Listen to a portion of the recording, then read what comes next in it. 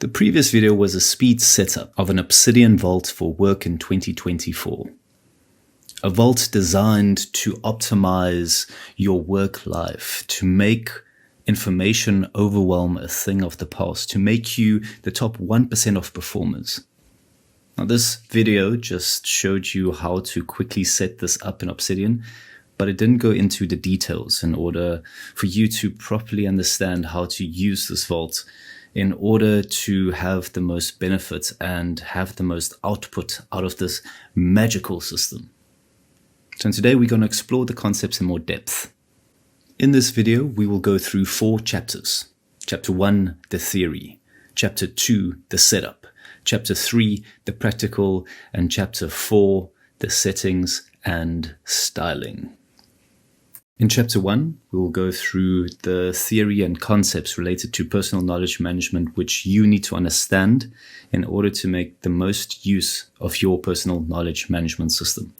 We're going to talk about how you should think about the knowledge that goes into your system and how you retrieve it and how the knowledge ultimately go out of your system in the form of outputs. Chapter 2 is the same speed setup that we have in the first video.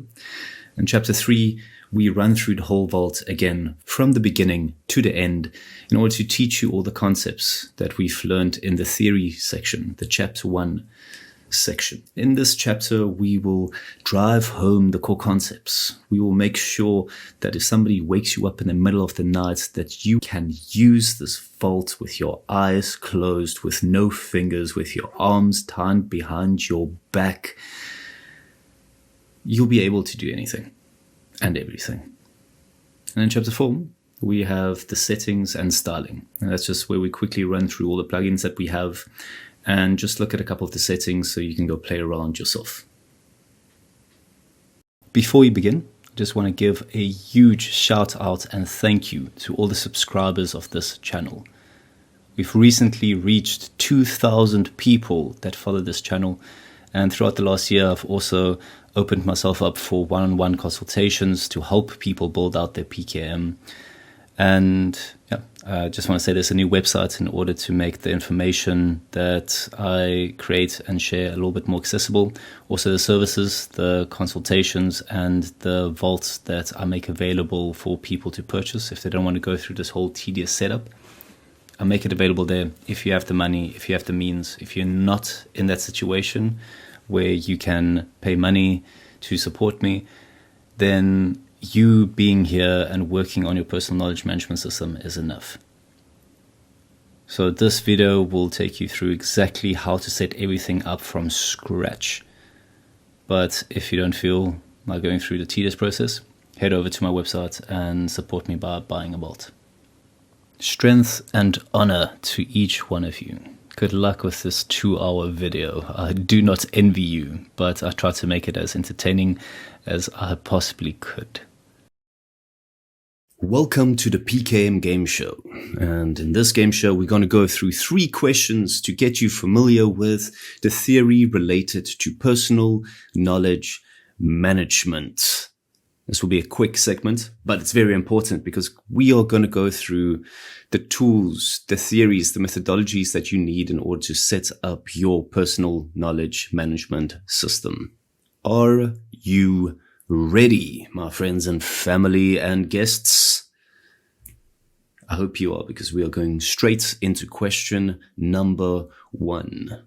What is personal knowledge management, or PKM? If you are already a subscriber of my channel, you should have some idea of what PKM is, what it's used for, how it's useful for you. But my experience is most people haven't thought deeply about this question. And this is where you need to start. You need to understand what you're trying to do in order to achieve something that would serve you, that would be beneficial to you. If you just go into this journey blind, you won't get to the result that you want, or you'll get less optimal results. Now, what is personal knowledge management? If we break down the words, personal knowledge management, personal stands for yourself. It is your identity. Knowledge It's knowledge that we acquire, but what do we want to do with that knowledge? We want to interact with it. We want output from it. We want to digest this information. So the answer, in a very simplistic way of explaining it, is it streamlines how you gather, organize, and use information. That's it. We all have our own personal knowledge management systems. It just might not be optimal. You might have a notepad that you take notes on. You might have a physical journal that you write in. You have Google Maps where you save restaurants. You have notes on your iPhone that you put down quick thoughts and ideas and things you want to remember. You save posts on social media, but your personal knowledge management system is quite dispersed. You might spend hours looking for a thing that you knew you saved at a point in time, but you cannot retrieve. And that means that your PKM system is not up to scratch. It means that there is something wrong with it. So at this channel, we explore what a personal knowledge management system should be and why it's important for you and the tools and methodologies available to you. But you need to understand the key concepts so that you can create something beautiful. So question number 2, what is the 3 golden pillars of personal knowledge management? So if personal knowledge management is to retrieve, store, and use information, what would be the foundation of the system? What would you need in order for the system to work? And this is also something that you always need to think about when you gather information, you put it into your system. How will this information be used? What is the restrictions that I put in this information? How would I use this information again? Where would I retrieve it? So what is the foundation, the structure, which we always need to think back to, the basic laws of personal knowledge management that we need to adhere to in order for it to be useful? And I've come up with the 3 golden pillars. And according to me, if you adhere to these 3 golden pillars, you're fine. And the first one is capture. Now, capture is when information comes into your system.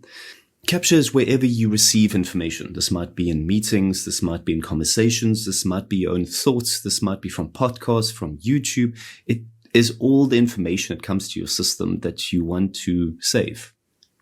Now, you want to make capture as easy as possible. But you also need to think about where this information is going to go. You need to think about future you. How will future you use this information? And you need to be in that mindset of, okay, I'm here at this point in time. I have this knowledge which I find interesting or valuable and I want to save.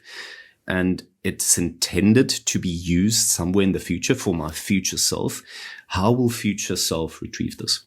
Another thing about capture is you want to make it as frictionless as possible. If there's too much friction, you won't use it. So capture, you need to think about future self. How are you going to put it in a way that future you can find it? And it needs to be frictionless, because if it takes an hour to put a piece of information into your system, you'll quickly get bored. Now, the next one is retrieve. Now, you are trying to retrieve something from past you. And then you might need to put yourself in the mindset of, how would past me have entered that information for myself now at this point in time to find it? And retrieve is all about being in the right place, because you should trust past you. Your past you should have the same systems that future you have. There needs to be some type of an alignment. Now, between capture and retrieve, there's a conversation going. And this will take time to refine, to effectively communicate between effectively the 2 different people. So this will evolve. This will be a relationship that you build with yourself. You want to capture information in such a way that you know future you would find it, and future you need to trust past you to put it in such a way or present in such a way that it can be useful and retrieved easily. So it also needs to be frictionless. If you know that there's a piece of information in your system, you should be able to retrieve it within a couple of seconds. If not, your personal knowledge management system is broken. And lastly, which I find the most valuable in some sense is re-emerge or emerge. This is where serendipity comes into your system, that lucky golden nuggets that you didn't expect to find. And the tools that we use for our personal knowledge management system for now is Obsidian. And Obsidian allows for linking and referencing, and it basically allows for notes to talk to each other.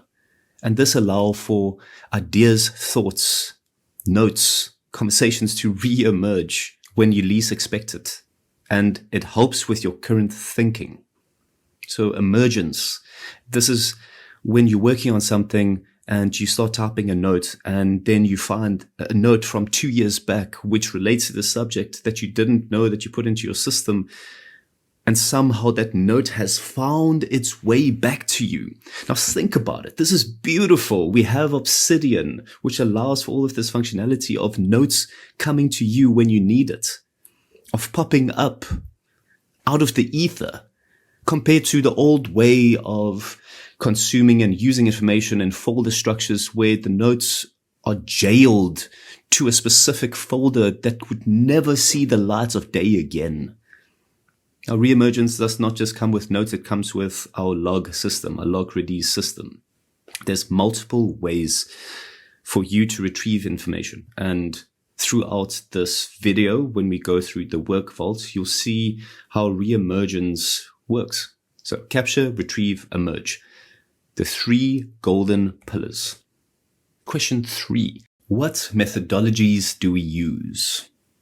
Let's backtrack a little bit to understand what we mean by methodologies. We are using a software called Obsidian in order to build our personal knowledge management system. We know in a personal knowledge management system, we need to adhere to the 3 golden pillars, which is capture, retrieve, and reemerge. In order to adhere to these pillars, we use a toolkit, and these toolkits are methodologies. These are methodologies and structures that we use in order to make our personal knowledge management effective, to make it adhere to the 3 golden pillars. I have 4 in mind, and these methodologies are methodologies that I have tested over the last 2 years. And I feel you need to have these 4 in order to have a knowledge management system that adheres to the 3 pillars. The first one is daily notes first, which just basically means that you should have one note that you should come to on a daily basis, and it provides your jump off point for everything else on that day. We have log reduce, which is a system that I came up with, which stands for log, relate, discover. This is a system that works with the daily notes first system, which helps you capture stray thoughts and ideas, random thoughts, random ideas, random things that interest you, and pushes it through to the relevant pages. Getting things done, that's just a reference to a book by David Allen in which he speaks about project and task management. And lastly, we have sprints and efforts, which I feel is one of those ingredients which just elevates your PKM to the next level. Let's start running through them. We're going to start with the daily notes first. The daily notes first, I'm going to go back to a diagram that I used probably a year ago in one of my videos. I spice it up a little bit with different colors. But on the left-hand side, you can see that we have a typical week, and each orange dot represents a daily note. It starts with 2024, 1st of January, and it ends with the 7th of January for that week. Those notes, they roll up to a specific week. Now, if you look at the type of information that we might have captured on each day, we can see it branches out to other colored circles. You might wonder, what do these represent? Well, each of these colored circles either represents a note or an idea, just some connection that was made between today and this specific note. You can see that the different colored circles, they all get pushed through to something called an MOC. And an MOC, it stands for map of content, and it's basically a homepage for a specific topic. You can think of a cooking MOC, which is your homepage for everything cooking related. So on each day when you cook the meal, you wanted to log your progress and log the recipes that you've tried. You want those notes and those ideas and those logs, you want it to be pushed through to a home note. And the spider web of connectiveness, this is what's being formed. Notes are starting to speak to each other. Notes are being pushed to where you will consume them later, where you want to review them later. And you can see there's always connections being made, and it acts similarly to the connections in your brain. Now we have 1 week full of connections. You can see over time that these weeks pile on, and the weeks, they start to form connections, more connections, the interweb of connections that you have decided. This gets larger and larger and larger. But the funny thing with a personal knowledge management tool like Obsidian and the strategies that we use in order to make it an effective personal knowledge management system, it does not get more overwhelming with more connections, with more notes, because we do it in such a way that it's always organized. And now that we have an idea of the daily notes first, how the connections would form, what does a daily note look like? And a daily note might look something like this. Very simplistic. We have today's date as the heading of this page, and then we might have a log. And this is how I like to capture everything that I'm busy with in a day. And I try to get people to buy into this daily notes first system, where you use this as a platform to jump off and go into different directions. Think of this as your main storyline, and everything else is little side adventures. At 9 a.m. we went on a side adventure away from our main storyline, and we went to the gym to exercise legs, and we went into a sort of 45 minutes. At 2 p.m. we diverted from the main storyline again to go on a side adventure to a meeting with the manager. And at 6 p.m. we went off the main road again in order to go on a little side quest, which was related to cooking. So we made a red lentil curry and gave some comments. I used too much salt, added extra garlic, basmati rice. You can see that this is almost a map of things and places that you went to on that day. The next concept that we use in combination with the daily notes first system or methodology is something that I like to call logrides. It stands for log, relate, discover.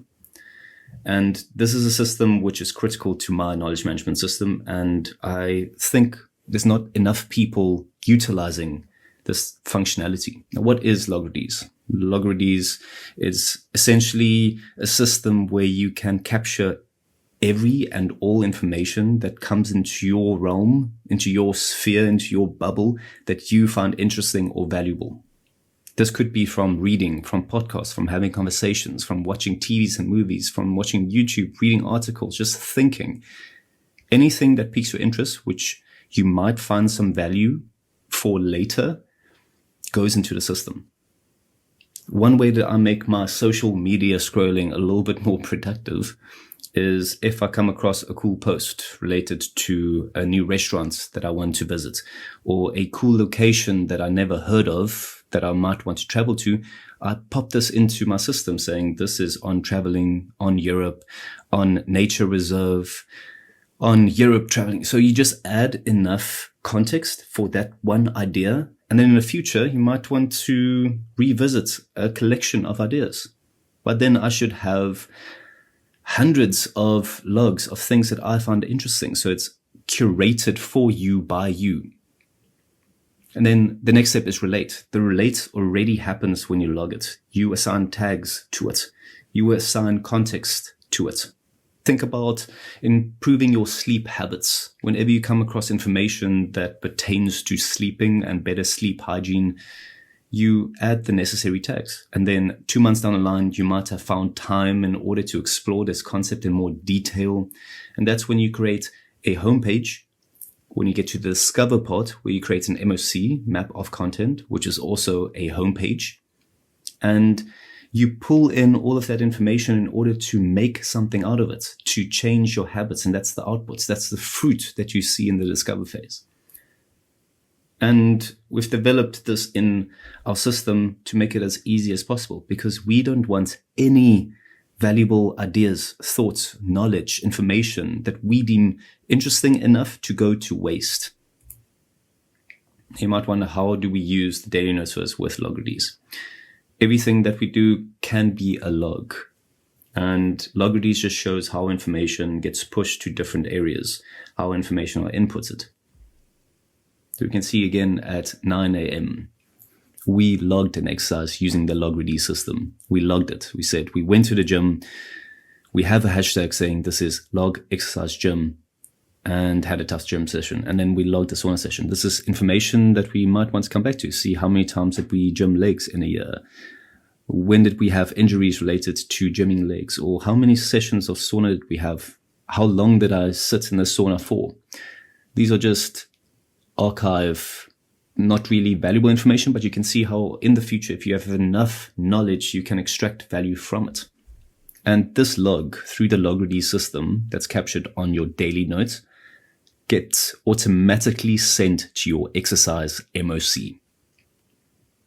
Now, for our next side adventure that we went on, we had a meeting with our manager. And that is a note that we just referenced on our daily note.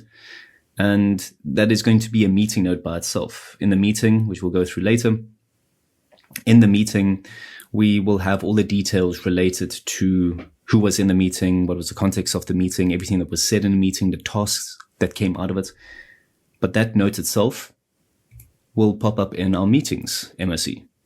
So you can see there's multiple ways to retrieve information. We can either go to our daily notes and see, oh yes, I remembered that I had a meeting that day. Or we can go to our meetings MOC. Or we can go to our project related to that meeting and find the meeting there as well.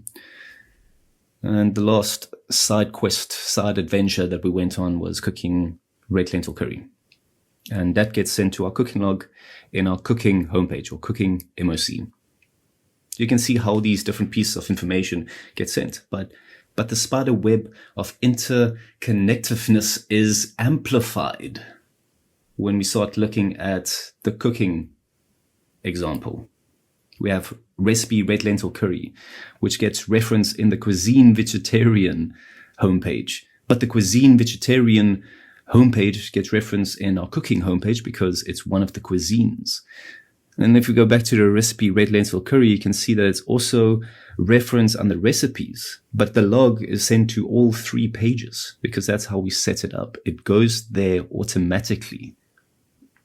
So I'm hoping you start to see the value in a system like this. It organizes information for you where you only have to capture it once. Now, the next principle that we want to get to, the next methodology, is something by David Allen from the book Getting Things Done. And he basically talks about how to have stress-free productivity related to project and task management. And I would put a disclaimer that I don't think Obsidian is necessarily the best project and task management system. You need to figure out if this is complex or simple enough to use in your use case. And I know there's some people that want a more robust task management system. And I would say use Obsidian in conjunction with applications like Todoist or Monday or whatever your software of choice is for task management. For me, I feel Obsidian works well enough because I revisit my Obsidian dashboard often enough to make it useful. I also have it on my phone. But other people might not have the Obsidian sync, so the project and task management functionality might not be up to your standards. But this is something that you need to discover for yourself. I do believe that you should still have projects in Obsidian and then maybe outsource the tasks.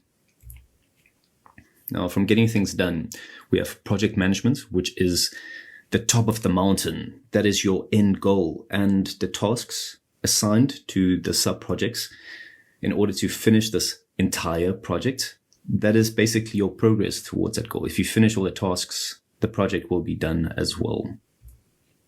Now, an example of project management and task management together, you can see that we will have the first level horizontal, second level horizontal, third level horizontal. And these are just the different subcategories. So we start with work, personal, creative. So these are your overarching project pages. If you want to go look at all your personal projects, you go click on that personal page and there you'll see all the personal projects that you have in your system. So you can see we have different projects, Project Family Vacation 2024, Project Gardening, Project Cooking. And these are all personal projects that we have. Now, when we go to the second level horizontal and we click on, let's say, for instance, Project Family Vacation 2024, we're going to have more sub-projects related to that project. And now we are on the third level horizontal level. We can see we have 4 sub-projects: destination research, travel arrangement, accommodation booking, activity planning. And then we go to the vertical lineage, which is essentially the task management of this whole project. And we can see that we have all the different tasks. And we can also see that if we check off these tasks, the sub-projects will be closed, which means that the main project would also be closed. And this is a simple idea. This is also how we structure it in Obsidian. We have a project page for Family Vacation, and within that project homepage for Family Vacation 2024, we're going to have 4 sub-projects. And if you want to work on destination research, you're going to go to sub-project 1, and you can see all your tasks, all your efforts, all the work that you've already done related to this project will be in one place. It would give you comfort to know that you won't get bogged down in the details. You won't get confused as to what you've done already and what you still need to do, because everything is well structured. Get your mind well acquainted with this structure. Because if you have this structure in mind, if you relate all the tasks and all your efforts and all your work to a project, which rolls up to a main project, you won't get confused or feel that you are overwhelmed again. Now, lastly, we have sprints and efforts. Sprints or efforts is basically something that you do for a project. So let's say you have task number 1, which is research destination. Search online for vacation spots, read travel blogs, list top 3 destinations. Let's say you can get it done in 30 minutes. Then you are going to, on your daily note, you're going to make a sprint or an effort. And within that sprint or effort, you are going to show what you've done. So in this sprint or this effort, I search for vacation spots, and here's the document that I worked on related to vacation spots. Here's the blog articles that I read, and this is where I listed my top 3 destinations.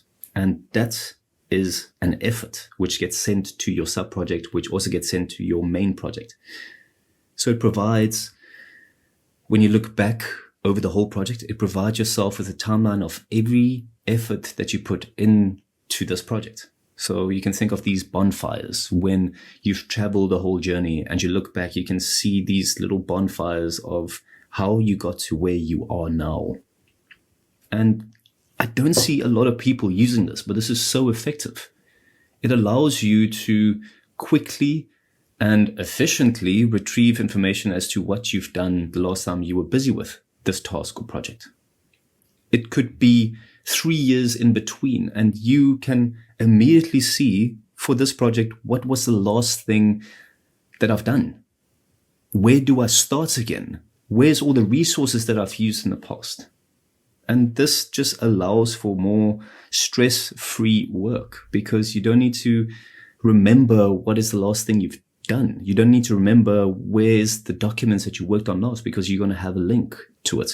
You won't have to remember, I remember watching that YouTube video about the destinations, but I can't find it again, because you would have put that link into the sprints and efforts, which relates to your projects, which relates and roll up to their parent projects. Now, this is the last tool that we're going to use in our toolkit, sprints and efforts. We are starting a brand new vault, and this is going to be the speed run, where we are going to get through this vault set up as quickly as possible. The vault name is going to be the Ultimate Work Setup 2024. You're going to choose your location. I already chose my location. You can just go browse and save it under your documents, or anyway, basically on your PC. I save it to my Google Drive. And you say create. And you are welcomed by a note, which you immediately will delete. Delete, delete, delete. First things first, we're going to create some folders. First folder that we're going to create, attachments. The next folder is going to be journal, and the journal is going to have some subfolders. And it's going to be 01 daily, new folder 01 weekly, and new folder 03 monthly. Then the next folder that we're going to have is going to be notes, where all your notes are just going to go. Going to have seed box. This is just for ideas that still needs some working and extra tags and extra, let's say, tender loving care. Your aim is for the seed box to be completely empty. And templates, where all your templates will be stored. Now we have our 5 main folders. What we're going to do now, you can close the graph view. We're going to go to settings at the bottom left, and we're going to install some community plugins. We're going to go to community plugins, turn on community plugins, and you're going to say browse. First one that we want is calendar. You're going to say install, and you are going to say enable. Then you're going to search for periodic notes, and this works with calendar. You're going to click install, and you're going to click enable. Then we have templater for our templates, install and enable. And lastly, and some would say most importantly, data view, install and enable. So we want to change some general settings. So you go to the little gear icon, settings at the bottom left, and you go to files and links. We want to say automatically adapt. Delete files, moves us into trash. That's correct. We want to automatically update internal links. Default location for new notes is going to be in the folder specified below, and that's going to be our notes folder, which we've created. What we're going to do then is for the default locations for attachments, and we're going to specify, you guessed it, subfolder name, not subfolder, same folder and folder specified below, and it's going to be templates. Next thing that I'm going to do is I like to work in source mode, specifically when I set up a new vault, because there's a lot of data view queries that we need to work on, and live preview does not work so well. You can always change it back later. Editor, change to source mode. Let's go through the community plugins that we just installed. If we go to the top right and we go to calendar, we can see that the calendar plugin is installed. If we go to settings and we go to community plugins calendar, we want to show the week note because we're going to use the week note. For data view, we're going to change some date settings. So for this, you're going to change the current date format to year, month, day.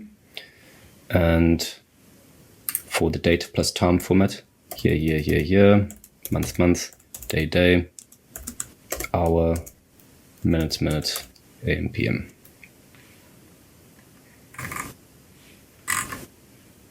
And that's it for data view. Periodic notes, we're going to use daily, weekly, and monthly. You can say dismiss. And the format, this is the format that we want specified in. We wanted to create a new folder if there's not already a folder in the journal location, which we'll specify here. We're going to say year, month, so that's the folder it needs to create. And then the format that the name needs to be in is year, month, day. You can see that if there's no 5th month folder, it will create that in the year as well. The templates we'll come back to later. And here we want to specify that it's going to be in the daily. So it's going to go to this folder, subfolder daily. We want to do the same for the weekly notes. Where do the weekly notes, if you click it on the calendar, where does it need to be placed? It needs to be placed in journal weekly. And the format is we wanted to create a year folder if there's not a year folder. And we're going to use the same default format, which looks like this. Same for monthly note. I wanted to create a year folder. And We want it to be placed in the monthly folder. The templates we'll come back to later. Templater folder location, templates. Where does it need to go look for templates? In our templates folder. We can switch this functionality on. You can go read about it. I found it quite handy. We're not going to use this, but I would advise for ease of use of new templates. Then trigger template on new file creation. That's it for those settings. Let's create some templates. New note template. You can pause it if you want to write it out. And we're just going to specify one thing that I've noticed now. I just need to go change a hotkey. You can go change it to what you want on your computer. For me, the hotkeys, one thing I want to change is, okay, so toggle reading view, I just changed to Control E on my MacBook, and open insert template modal to Command E. Just works better for me. Then I can easily switch to just make sure that it has the correct notation. What we want is we want it to be a date. For summary, that's fine. Up, alias tags, everything else is fine. That's that for new note templates.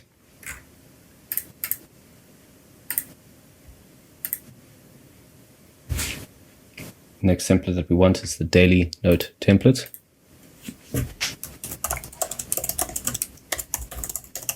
And what we want here is this.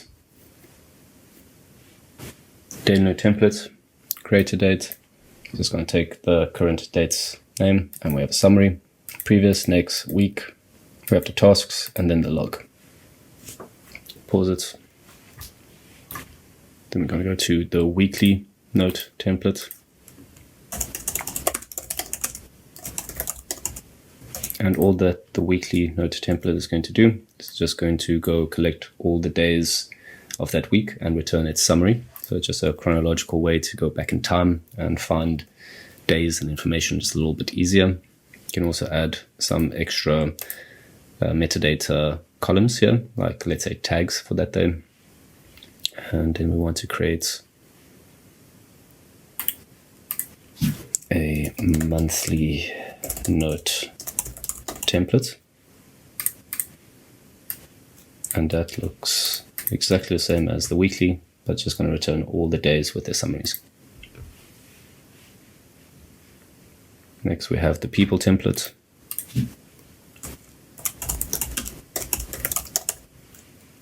The people template looks like this. Metadata, we have a summary of this person. We have the last time you have had contact with this person. And we have the log, which is just going to return tasks or questions. And it does not contain tasks or questions. So it's just general logs that you've mentioned this person. And this is going to be tasks and questions. You can pause and just copy it. One thing that we also need to do is we need to go to reading mode and make sure that it is the property date. Everything else looks fine. Next, we have the MOC template, map of content template. We will create a couple of MOCs just a little bit later. And the MOC template is going to be easy as well. Create a date with template code and tags, MOC, with a little bit of a summary. And we're going to choose date. We have our project template.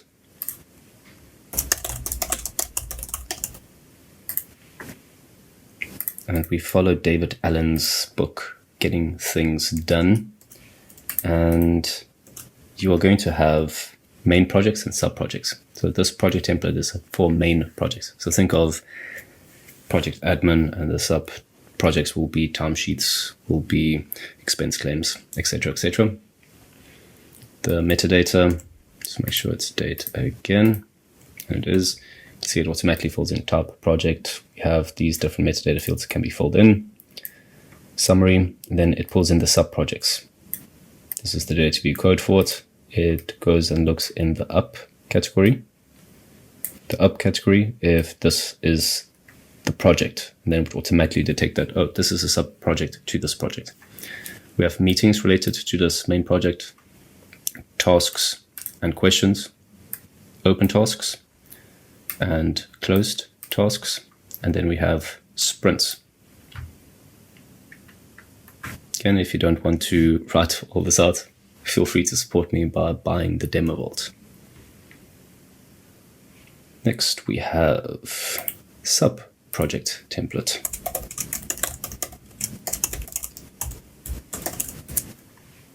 And sub-project template looks almost exactly the same,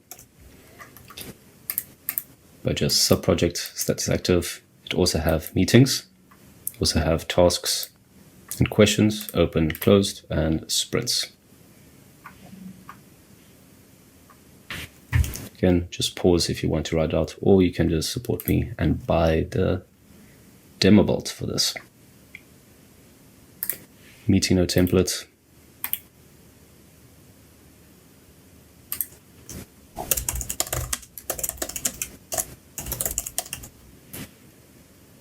Meeting note template is for meetings, and we keep it simple, stupid. The KISS principle: create a date, update a date, related participants, tags, summary. Then you just start filling in your details of the meeting here.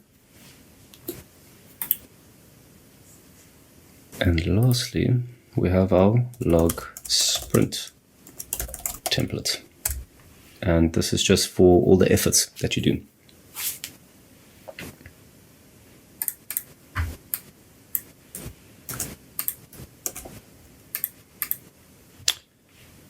That's it for the templates. We can now go back to our settings and periodic notes and specify which templates the periodic notes should use. This one is going to be template, daily note template. This one is going to be weekly note template. And this one is going to be, you guessed it, monthly note template.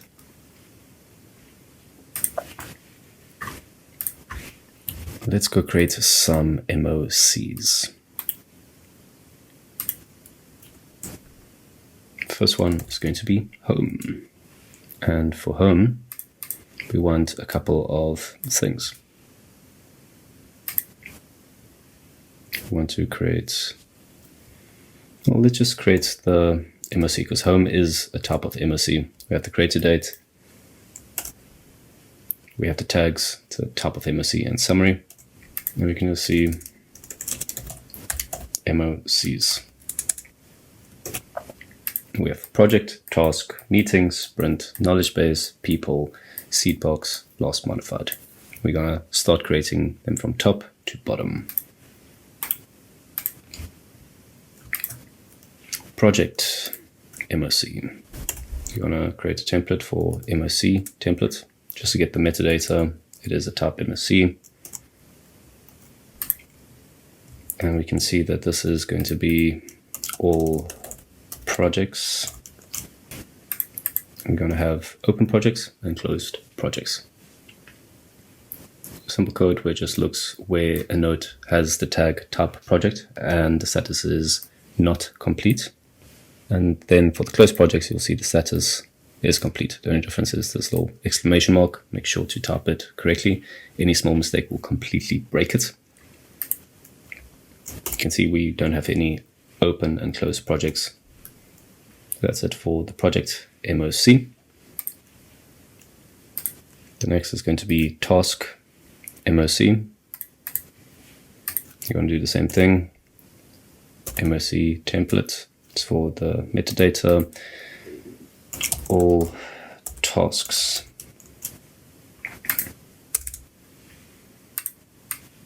And the code is going to look like this. Open. It's going to be a data view query looking for tasks where it's a task. And close is going to look for a task that's completed, not completed. Next, meeting note template or meeting MOC. Using MOC template, all meetings, and the code looks like this. Just look for where tags of a node contains type meeting. Next we have sprints. Create our MOC template called sprints. And the data query will go retrieve all tasks from not templates where it has this tag. Knowledge base MOC.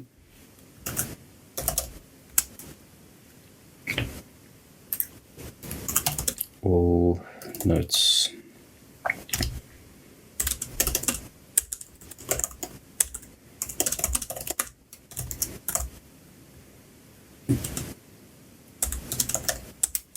People or projects. So this is just a quick summary. I advise that people use for every note that they create, they have some type of summary. It just helps with finding information again. And this is the data query.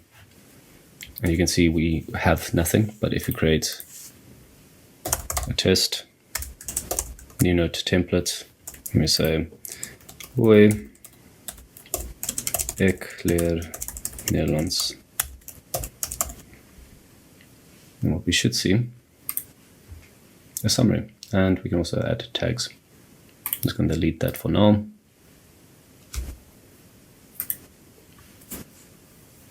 And then that should disappear. Then we have people MOC.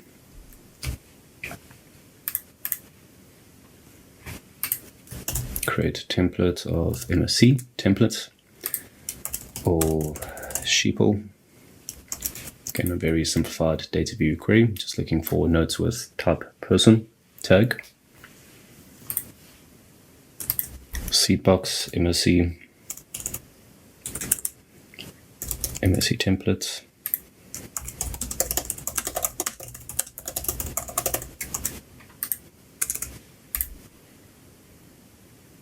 This is going to be logs and notes. So the first one is returning tags. Words. First one is returning tasks. Second one is returning notes. And these are just notes and logs that need some processing. Something that you've just done in a hurry, which you need to come back to and add tags, add information, add color to. Last modified. This one I'm not going to add any metadata because I'm going to use it quite a bit. And this is quite fun code. All this does is it just looks at your previous 100 notes that you've modified, and it just shows you what notes you have worked on last. What I like to do is I like to drag this to the side panel. You can see it's still here in our notes, but we just create a view of it on the right hand side that we can always quickly reference. And I like to pin it. And I like to do the same for the home page. I like to put it on the left hand side, and I like to pin it. Now we have everything done. You can see on the left hand side we have a nice little MOC going. We have our project, task, meeting, sprint, knowledge base, people, seedbox, last modified. All the community plugins works, and we're basically done. Now let's quickly run through them and have some examples so that you can know how to use it. So for the daily note, we always start with the daily note template. Summary, this is the first day of using the Vault. And we have tasks that pull in, and this is where we're going to have our logs. So let's say at 8 a.m.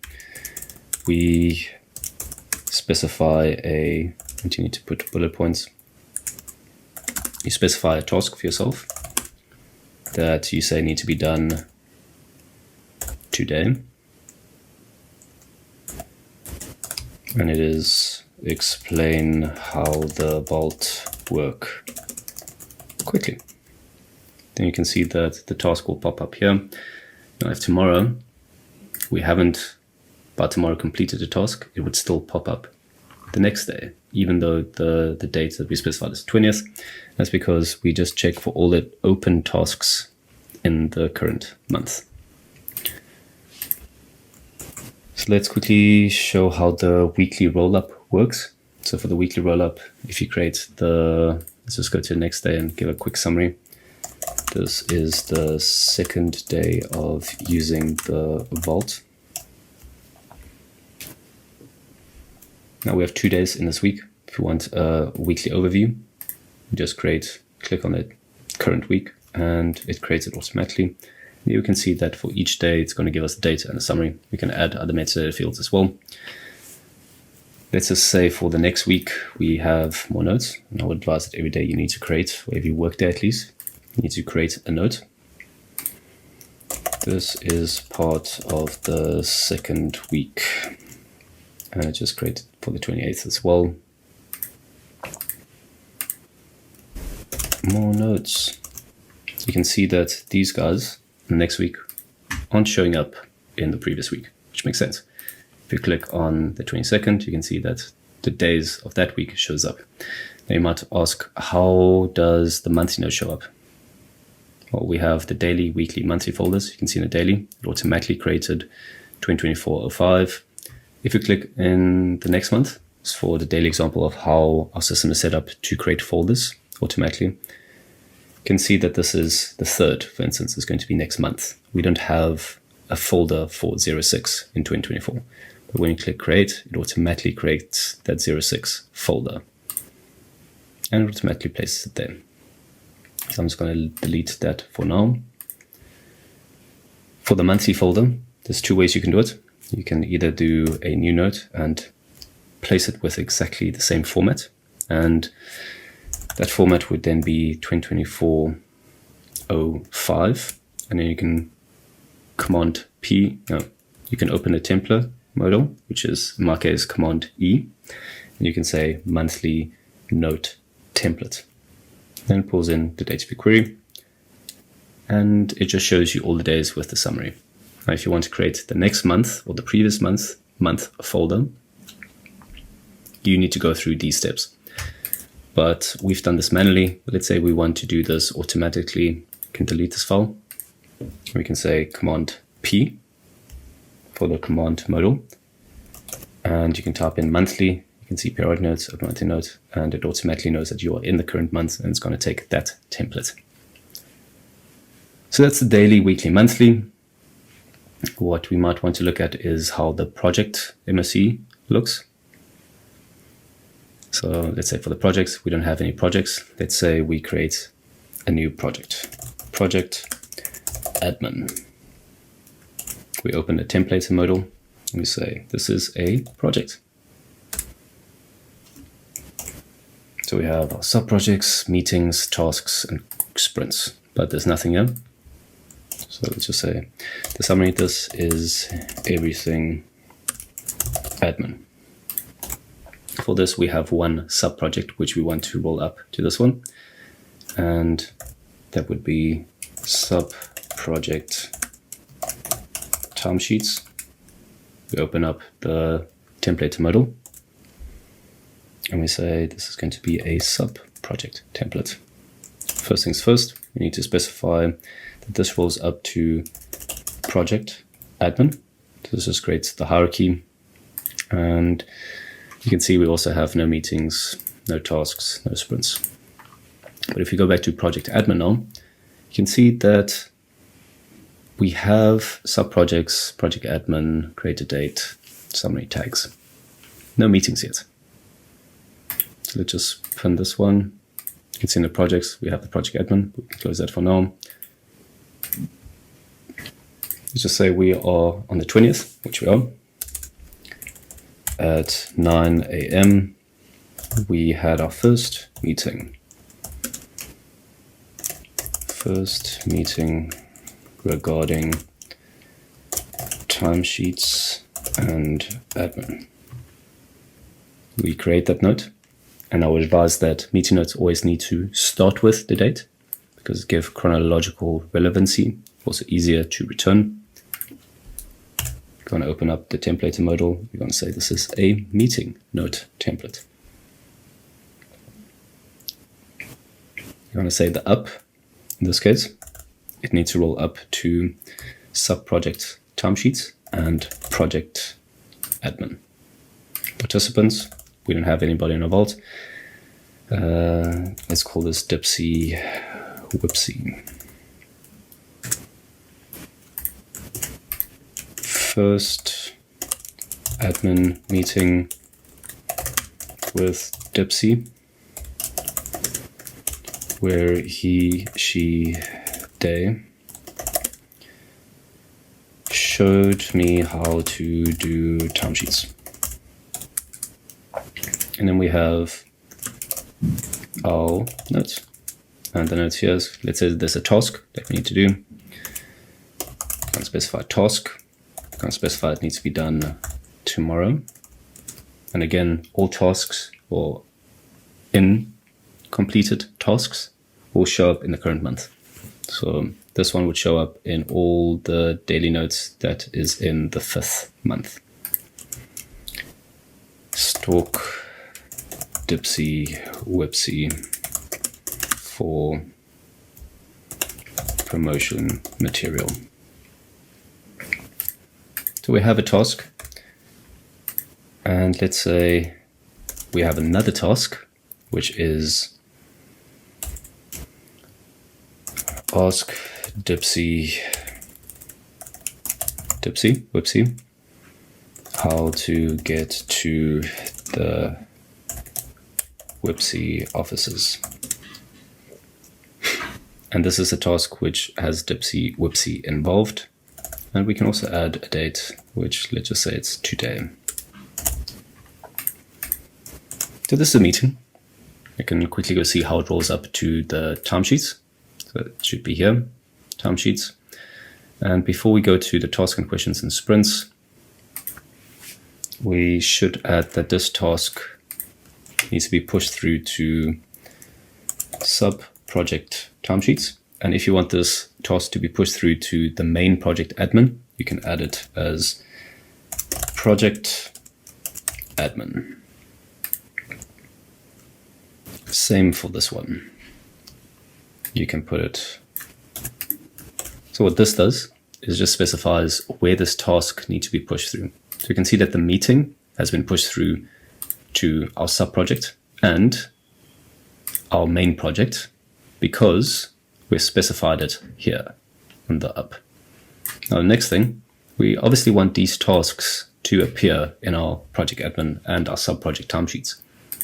So we go to tasks, you can see that these have been filled in here. You can see it has been rolled up into that specific meeting note. And if you check it off, it goes to closed. And if you uncheck it, it goes to open again. Next thing that we need to do is we need to create a person. So we haven't created Dipsy Whipsy yet. So let's create Dipsy Whipsy. Click on it, open up the templates modal, in my case, Command E, and you say people template. Dipsy Whipsy, the guy, girl, they, them, that is always tipsy. And here you can add birthday related, blah, blah, blah. But you can see that any logs will appear here. But specifically tasks and questions would also pop up here. So let's say you just remember you have certain tasks related to Dipsy Whipsy. You can easily go find it in multiple places. You can either find it in the sub-project or the project, or even under our tasks, because all our tasks will pop up here as well. All our tasks. Or you can just go to Dipsy Whipsy, her or himself, or they, themselves, they, people. Okay, so that's it for tasks. Let's quickly talk about sprints. So sprints, what I normally like to do is if I have a concentrated effort. So let's say I am doing my timesheets. I put in a task format, which looks like this. And then I say Command E and I say log sprint. So this is a sprint on project. I always like to start with the smaller one, sub project timesheets. It also relates to project admin. And this sprint, complete timesheets for 2024-05. Next, complete timesheets for 2024-06. And what I like to do is I like to put in the steps that I've done in this sprint. So I would put HTTPS link to the timesheets link. I'll put I struggled and had to contact the people's HR team to help me out. And solution, for instance. Now if I go back to, well, let's say next month, I do my timesheets. I can go to sub-project timesheets and I can go look at the previous sprints. And something is a little bit wrong. And it's because it wasn't filled in correctly. So it means that our template for log sprints is possibly not correct. Just want to test it. Oh no, I just made a mistake. So it just copy everything. Well, the only thing that I perhaps did wrong is just this guy, which I just need to move back. Or I just need to move all of them here. And then it works fine. So now if I go to project timesheets, you can see that all the steps are here. And project admin as well, you can see that it also pops up there. That's how the sprints work. I basically just say what I did, and I do this for everything. If I buy something on Amazon, I like to say, this is a sprint on buying things online or project online shopping. And then it's just a quick and easy way in the future to come back to it and look what I have done. Let's quickly talk about knowledge base, MSC. See, last modifier is the only one that pops up here. And for good reason, because let's say this is a new note, how to submit timesheets. A note that Dipsy, Websy, see process timesheets, blah, blah, blah. Steps. 1, login HTTPS, 2, quit and burn the building down. So if we go back to our knowledge base, you can see that we have how to submit timesheets, and these are the type of notes that you just might want to see a quick summary of. You can also put a date filter, which I'm not going to do now. And tags on timesheets. So you can obviously add additional filters to it.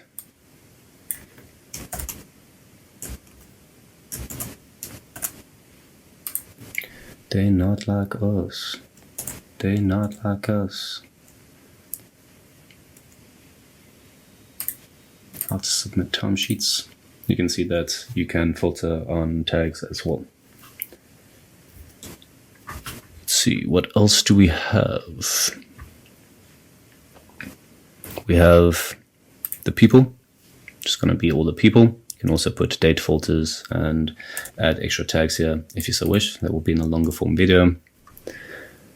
Seed box. This is all the notes that have last modified seed box either in this note. So if there's a note that you want to come back to and make sure that you don't forget to do something or add a tag or add the sub and main projects to, then you'll just come add it here.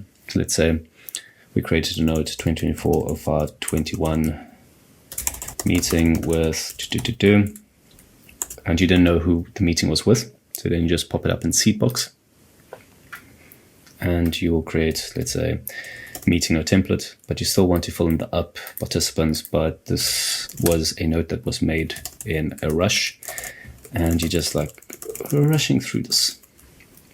Now, if you go to the seed box, you'll see that the seed notes that pops up here is notes that you need to come back to, that you need to change.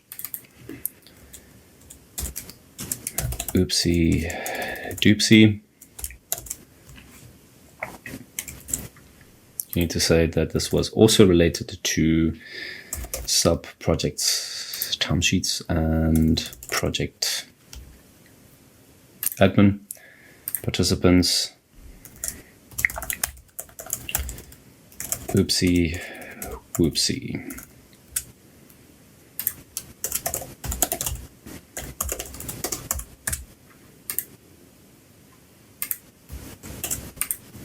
Summary here, catch phrase here. Okay, now you have processed it and you saw it because it was under the seed box notes. And now you obviously want to move it away. So if you don't want it to pop up here because you have processed it, you just move it to notes and then it magically disappears. Same for logs. This is just going to your daily notes and you have a log that you want to come back to. So log sprint template. Okay, there's definitely something that is wrong here.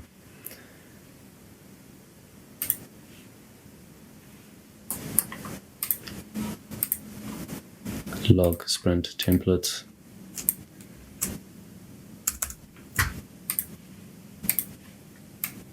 Just try this again. That works.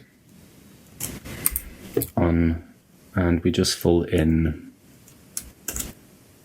on seed box.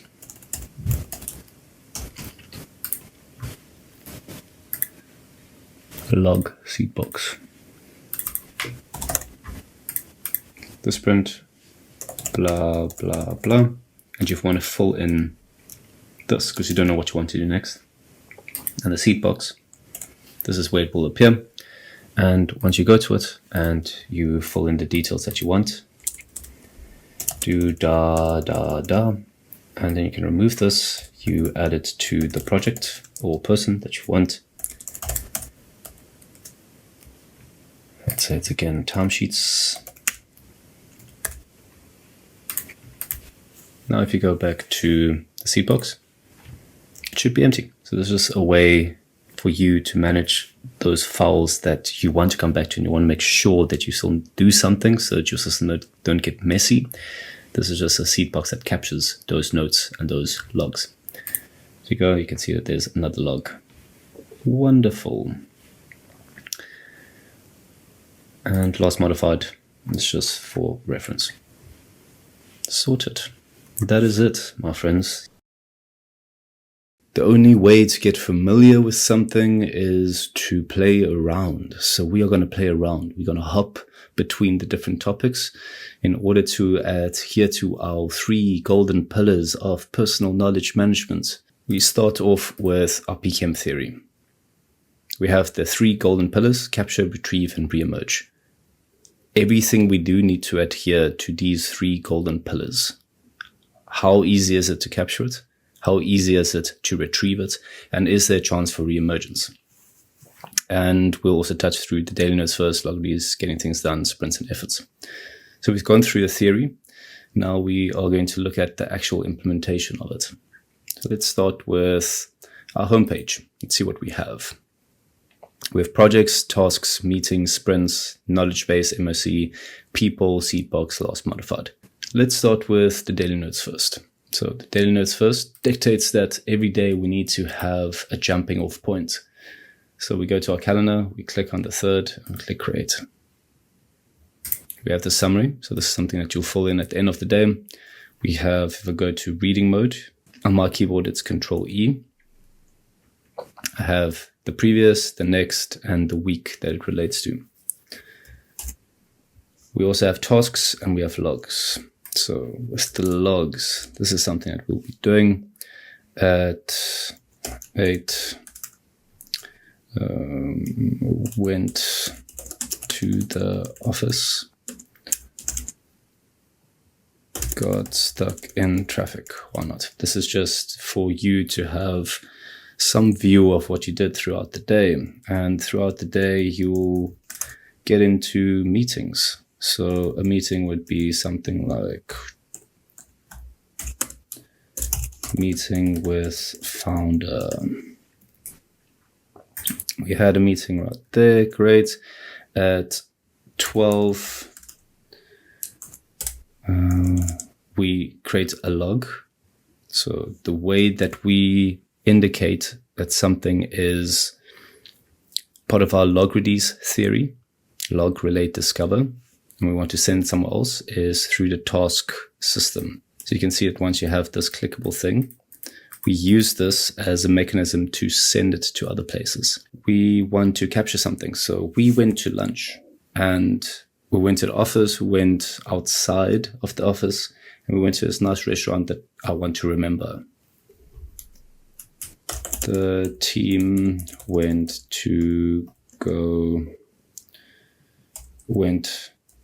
outside to go get lunch, found this very cute, quaint restaurant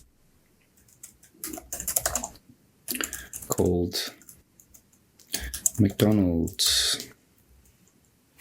There's something that you want to remember, so you say log restaurant on lunch on burgers. So you can see the tagging structure. A lot of people have questions with regards to the tagging structure, and I would say keep it as simple as you possibly can. I use log in order to check when I do something. So I logged a restaurant visit, but this concept is on lunch, it's on burgers, it's on cool restaurants. All you need to do is you need to think of how you will retrieve this information in the future. If you want to create a page that pulls in all the times you went to a restaurant, log, went, then you can pull in this by using the hashtag log restaurant tag. If you want all notes or ideas on burgers, that's when you would retrieve this. So this is the way our log-ready system works with our daily notes. And let's do something similar for the next day. At 12. And again, this is just my style. I like to have the date and then the timestamps on the log. You don't need it, but for me, I like the chronological order of things. And when I go back after a year and go look at my notes, it's quite nice to see what I was getting up to each hour of the day. We can start with log restaurant on wrap on healthy food. Team went out for lunch again.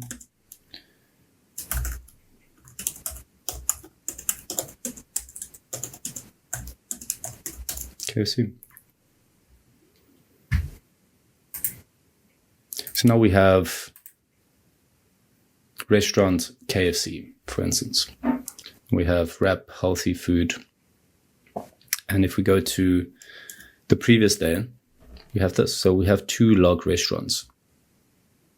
Now you might wonder, we tag this. How does it appear in a note in the future when we want to go look at all the restaurants that we have visited? Well, that's easy. we can just go to creating a new note.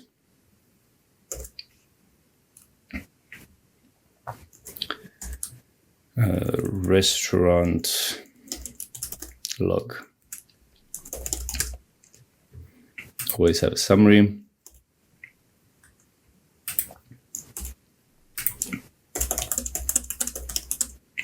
This is a note.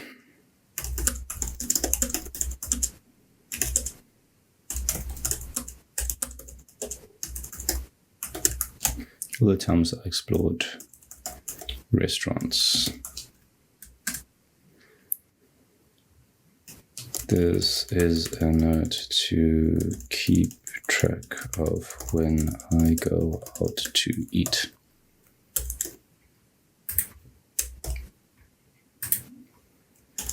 And then let's see, we have a couple of templates at our disposal.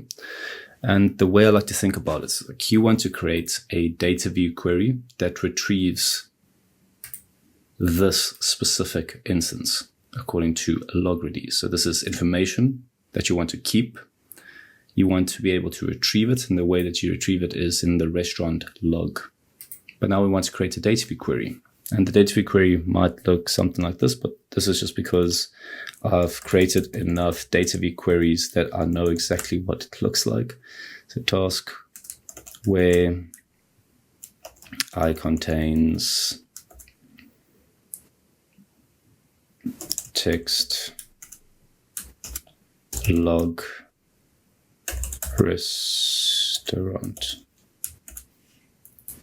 And that should retrieve all of the ones, but what I want is group by file.name, I think. Yeah, group by file.name. So then you at least have the date timestamp, and we can make it more fancy if we really want, and just say log. Now this is one way to do it, but I would advise that if you don't have this information, and I don't expect you to have this information, there's always going to be templates which would have this data view query already written.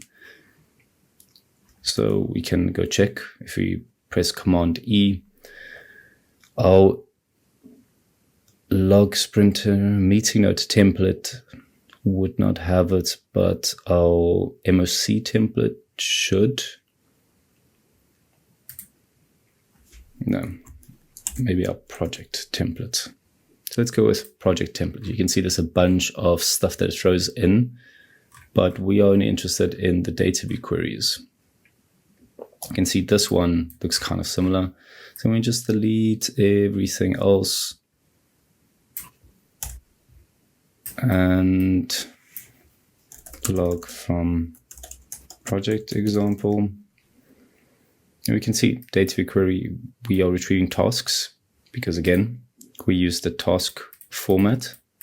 So we're never going to click this. We don't use this, but we use the functionality of this task setup. So data view want to retrieve all tasks. Again, this specifies that it's a task. This little guy specified that whatever is in this is a task.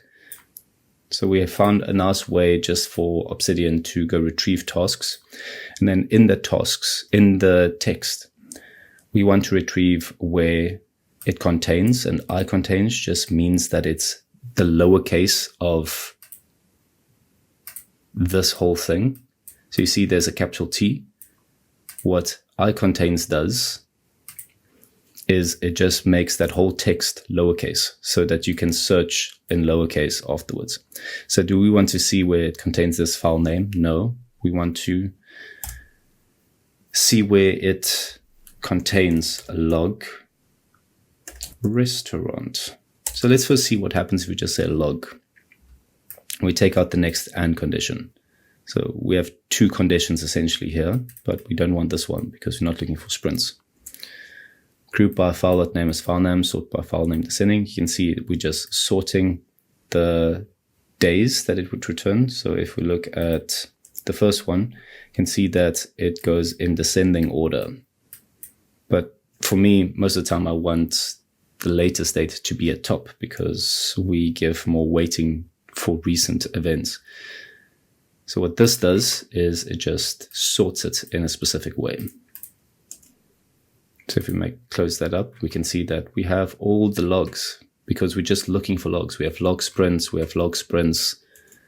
So if we just put log, it's going to return all the hashtag logs that we have in our whole system. And this should also give you an idea of creating these data view queries and how to look for these logs that you have placed, that you have gifted your system, how to retrieve it. It's simple. It's extremely easy once you've gone through one example and you can write this out yourself. But for us, we want log restaurant. And now we only have the two in descending chronological order. I can just take these guys out. And here we have it. We have a restaurant log, but you can do this for anything that have this once-off ideas. You can create a page for it. You have a restaurant log. We're going to go to the MOC home. I'm just going to put in something, example pages MOC, just to show that this is all the pages that I created during the example phase so that people can go delete it later if they don't want it. And I'm just going to say, oh, we can create another data view query to get you guys used to it. So let's say I want all the example pages. All the pages don't really have a meaning, but it's just for explanation purposes that I'm creating these notes. I want it to pop up here. So what I can do the manual thing. And if you're not familiar with data view yet, it might be simpler just to do the physical thing, restaurant log.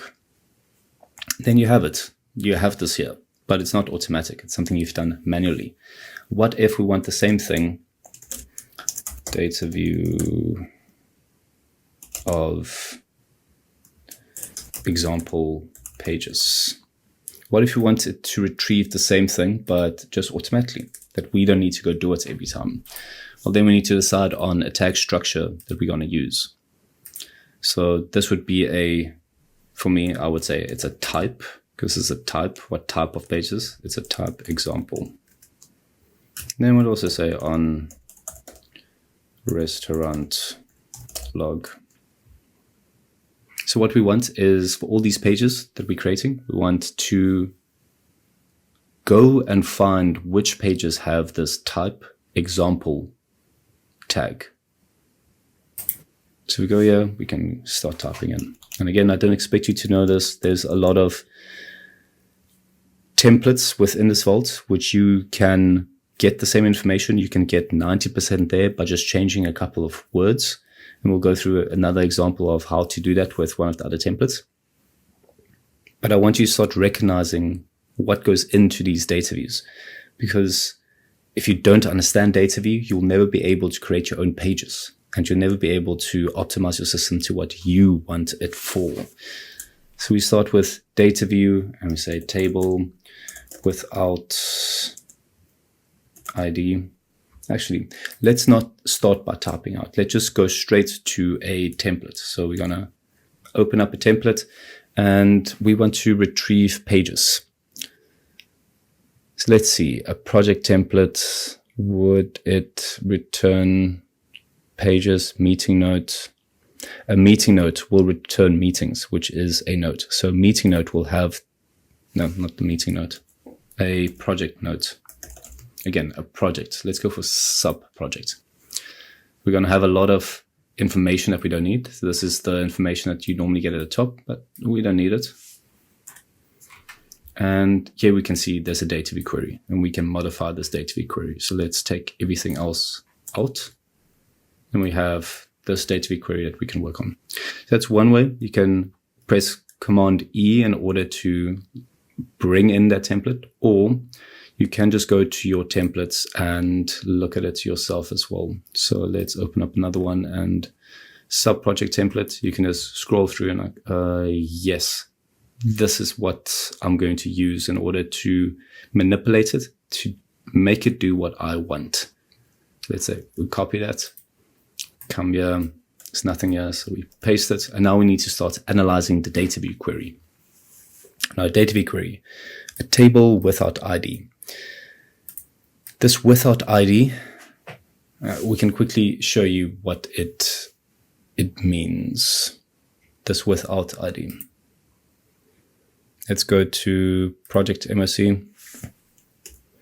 Let's go to the only project that we have so far, and then we have a sub project. Great. Let's close up. So when we go to the sub project timesheets and we go into meetings, you can see that we have a session 2 created. That's because we have file.link as session. It should actually be meetings. So if you change this file.link as meetings, you can see that the heading changes. But if we take this without ID out, so for now we have meetings and then we have our meetings. If we take this without ID out, then we can see that we have basically a duplicate. It's always going to say file meetings, but now I'm curious. File table, yeah, you can't specify that this should be out. So it's always going to say, these are the files that you're looking at, but then we have an identical row because we wanted to specify the headings for ourselves. That's why we keep this without ID in, to basically specify, hey, don't retrieve that first file column. We are going to specify that first file column ourselves. And we do that by file.link as meetings. So now that we know what that file.link does and what without ID does, let's start changing our example page to retrieve all notes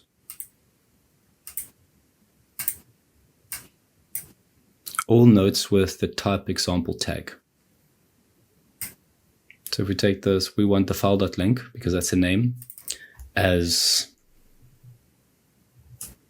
note. Sure, we want the created date. We don't need the participants because we're not looking at meetings. We do want the summary and we do want the tags.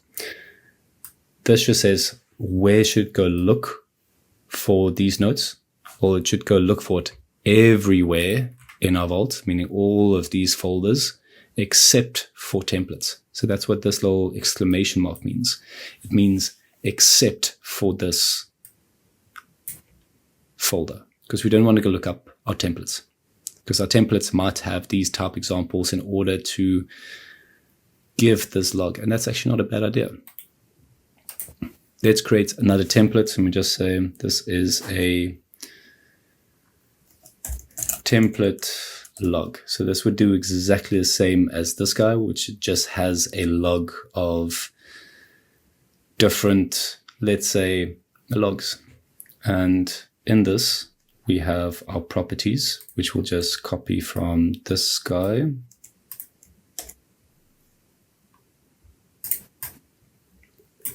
And we're basically creating a skeleton. We're creating a template. Take this out. If we go to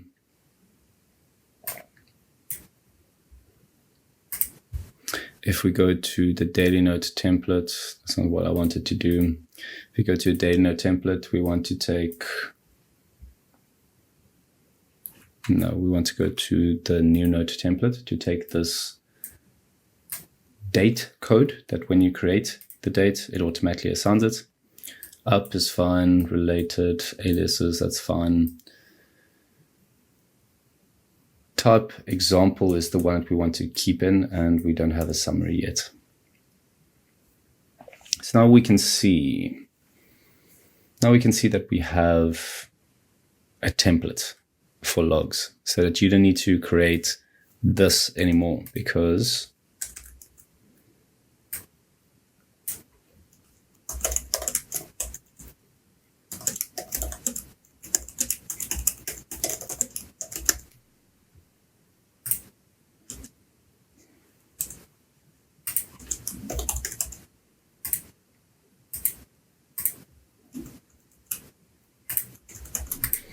now all you need to do is you just need to come to this little part here, and you need to replace it.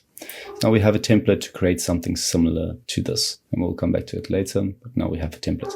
We can see that we have this type example, and this type example will also be picked up if we go to our restaurant log, our example log, so this example pages. So if we just specify without, let's just say we take this out for now, which means it's just going to take it from everywhere, where we say text contains, and what we're looking for, tags, because we're looking for the tags. So where the metadata field tags contains type example, we can take the next one out because we don't want another and condition. Then we can see that it returns the template log, which is the template that we created, as well as the one that we actually want. So now if we take the from not templates, if we put it back in, it means it's going to go search everywhere except for this template folder.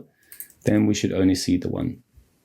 Okay, so now we're going to close this template, and then we have created a home page, example pages MOC. So now everybody that opens this vault can see all the pages that I started to create, which is basically an example to teach a concept, whether it's data view, daily notes first, log reduce, which stands for log, relate, discover. They can come here and just delete everything that I created, which is not going to add to their work vault. We've created example pages, MOC, and this is just where we keep track of the pages that we create in order to explain the concepts. If we go back to home, we can see we have PKM theory, which is just a brief, quick overview of the golden pillars and the tools that we use. Then we have projects, we have tasks, we have meetings, we have sprints, knowledge base, MOC, people, MOC, CPOCs, last modified, example pages. An example page is the one that we used last. Now with restaurant log, it's just an example based off the 3rd of July. Where we started with the daily notes first. We created the notes. We said what we are doing each hour of the day. We went to the office. At 10, we had a meeting. At 12, we want to capture that we went for a meeting with the team, out for lunch, went to a fancy restaurant called McDonald's. And this is maybe information that we want to keep, that in 2-3 months, when we have another team meeting, we want to know which restaurants we went to. We might want to create a new homepage for restaurants that we go to. And that's why we created the restaurant log. And the restaurant log, we just set a type example and it's on restaurant log. We have a short summary. And then we have a data view query that we spoke through, which I want to get you familiar with the data view language because you should be able to create your own homepages. And we just created a quick log that captures all the time when we say log restaurant. And we might need to put another summary. Use log restaurant tag to populate it here. That's a quick way just to show how the daily notes work with the log readies and how we incorporate the MOCs, how we incorporate the home pages. If we go back to the home, we can see that there's still a lot of things that we want to cover, but we're going to jump around, but we're always going to refer back to the home page. What does this relate to? We know that we are working off of the daily notes first methodology combined with log reduce, log, relate, discover. So we are going to build out these examples or solidify our understanding of these concepts through the daily notes first. That's why we're always going to go to our daily note, in this case, the 3rd. We use this as a jump off point, and then we will relate back to the home note. Like, what area does this relate to? So we spoke about these quick logs. You now understand how to create any piece of information into knowledge that would be pushed through to a homepage. Again, this knowledge, and let's just add the 4th as well. So we have 2 days. Let's put them side by side. And let's close these guys. We have 2 days. We went to a fancy restaurant called McDonald's, and then the next day we went to a fancy restaurant called KFC. And we want to keep track of this. And remember, this could be anything. This information could literally be anything. It could be a cool color palette that you come across. It could be a cool website design. It could be a cool lamp. And then you just specify, I found this cool lamp, which we might want to use in one of our offices because we are building a new office. And then you just tag these ideas, so these ideas don't get lost. But again, it could be anything. And for these guys, we want it to be pushed through somewhere. We use the tag structure that forms part of our log_reduce system, the tag structure. So we have this little dash and then open square bracket, space, closed square brackets. And then we put in our information. We can relate it to a specific node. And then these tags, they push it through to a homepage. So you can see this guy is pushed through to the homepage restaurant log, and we can find it here. The same thing for the next day, 2024, the 7th month, the 4th day, we went to KFC, and it gets pushed through to the restaurant log because of this log restaurant tag. So I hope this makes sense. We have information that we capture and it gets sent through to a homepage that you created. So I'll be done with that. We can go to the next examples. We close the one daily node. We can open up the side panel. We can close the restaurant log. The example pages, we'll just specify what this is. This is a page to show you the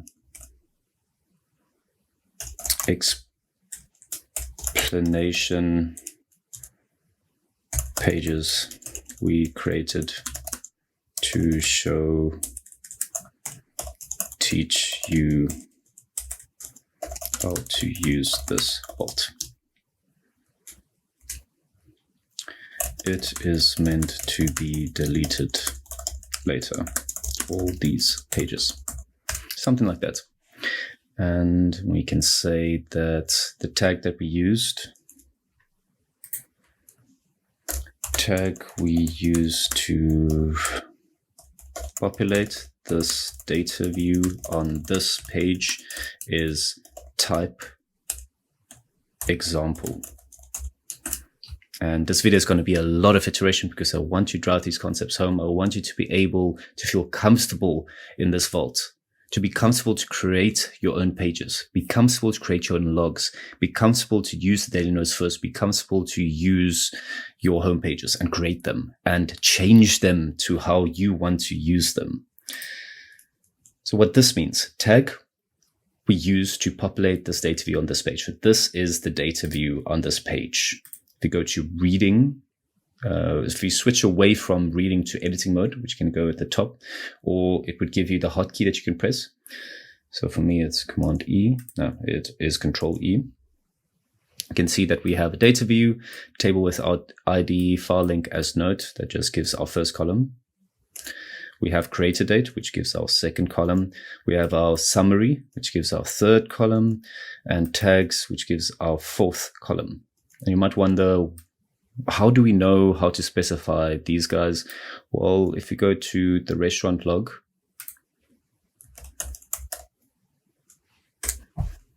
these guys are the metadata that's at the top of our page.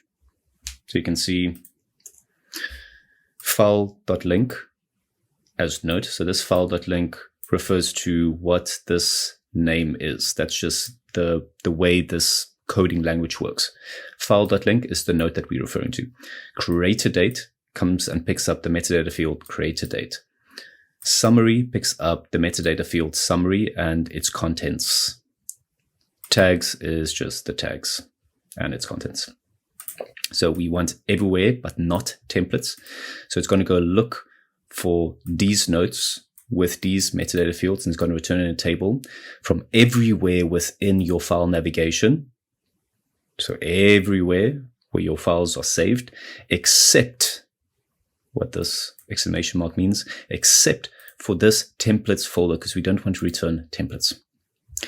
And then we have the where condition. So this is going to specify what we want to return, because if we don't have this, it's just going to return. Let's say if you take this out, it's just going to return all our notes in our entire vault, except for our templates, which is obviously not what we want. We want to have a criteria for what type of information do we want to see.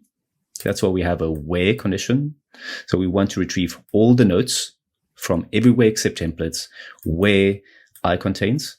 And again, I contains, the I just stands for case insensitive. So it looks for tags, but lowercase of tags. So this is just an easier way to look up information. I contains, and then, okay, what are we looking for? What metadata field are we looking for? We're looking for tags, which would go to all the pages and go look at the tags metadata field. And it's going to look, where do we have tags that include this tag? Type example. And we can see for the restaurant log, we have type example. And then sort file.link, again, file.link, descending. So it's just going to go look at the file names, and it's going to sort it descending in alphabetical order. That's how we have our example pages.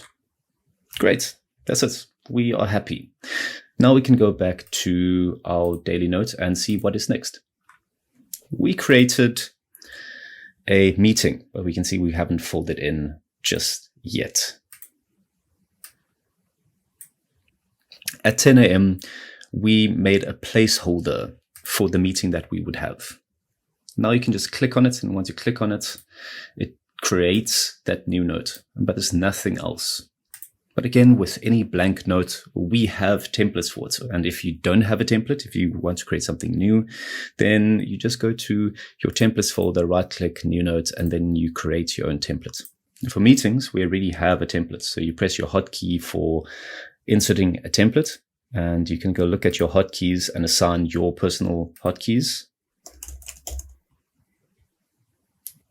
And mine is open insert template modal. And this comes from Templater.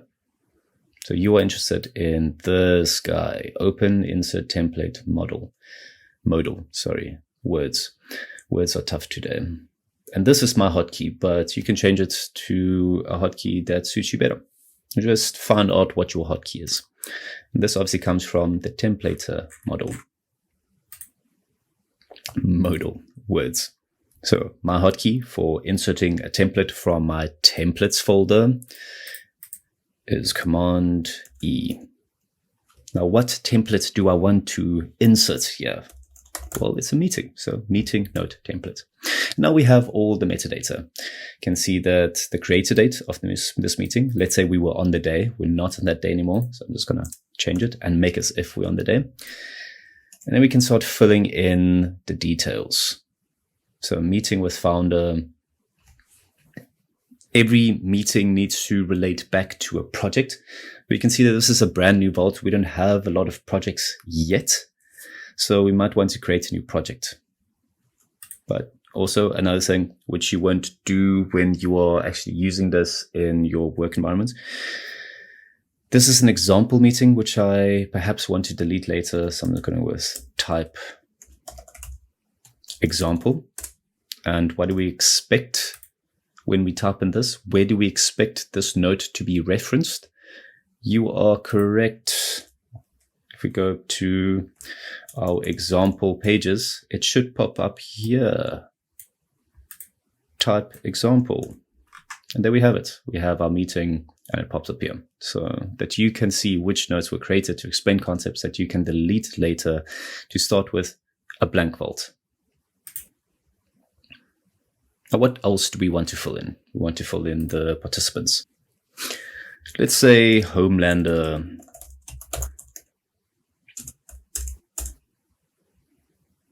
is let's say Homelander is our founder. So we had this meeting with Homelander.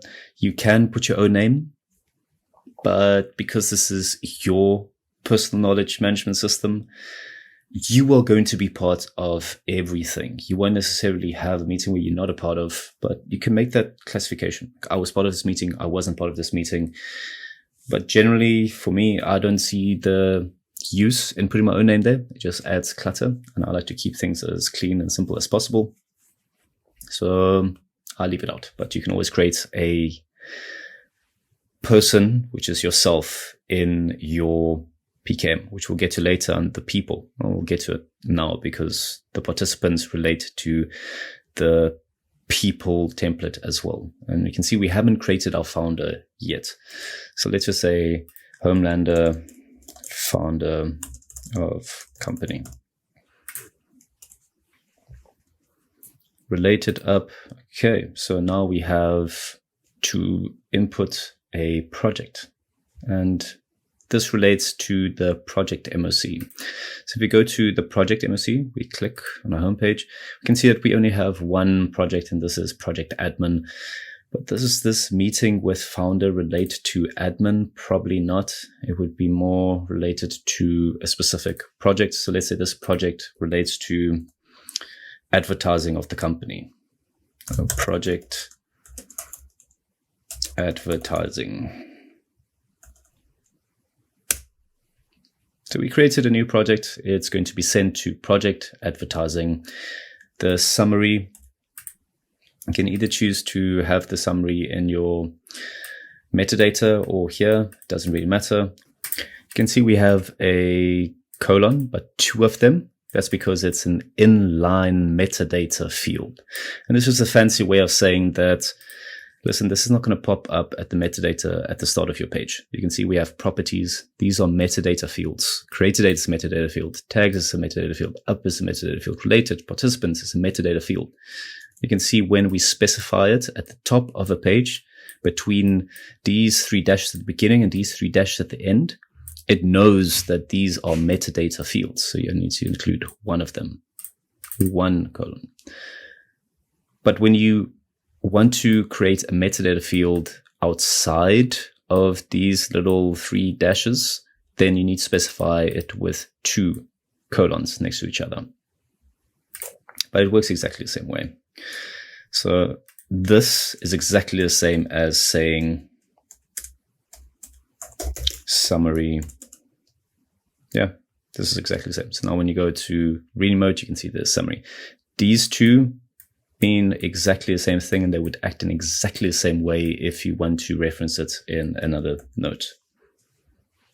There's multiple ways that you can insert this summary. So let's take this out. We can go to reading mode. You can see there's an add property, and you can see there's already one here. So let's just add summary, and then it creates it as well. But when you go to editing mode, you can see that it looks exactly the same. So there's just multiple ways to do the same thing. For us, let's keep the summary outside. And what is this meeting for? Meeting with the founder for the first time. Going to discuss the advertising campaign for the next year. And what I normally like to do is resources, color palette for 2024. So these are any notes which might be relevant to this meeting. You might want to say 10 advertising principles.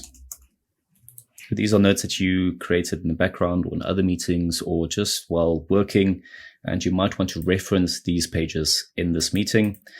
Then the next one is going to be meeting notes. Homelander liked the color red, white, blue, and blue. He also liked stars and loves got milk logo. Then we can say the next action points. Can have action points. Go milk a cow. If this is a task, we can specify it as a task. This is where we touch on the task methodologies. So this is a task that came out of this meeting, which relates to this project.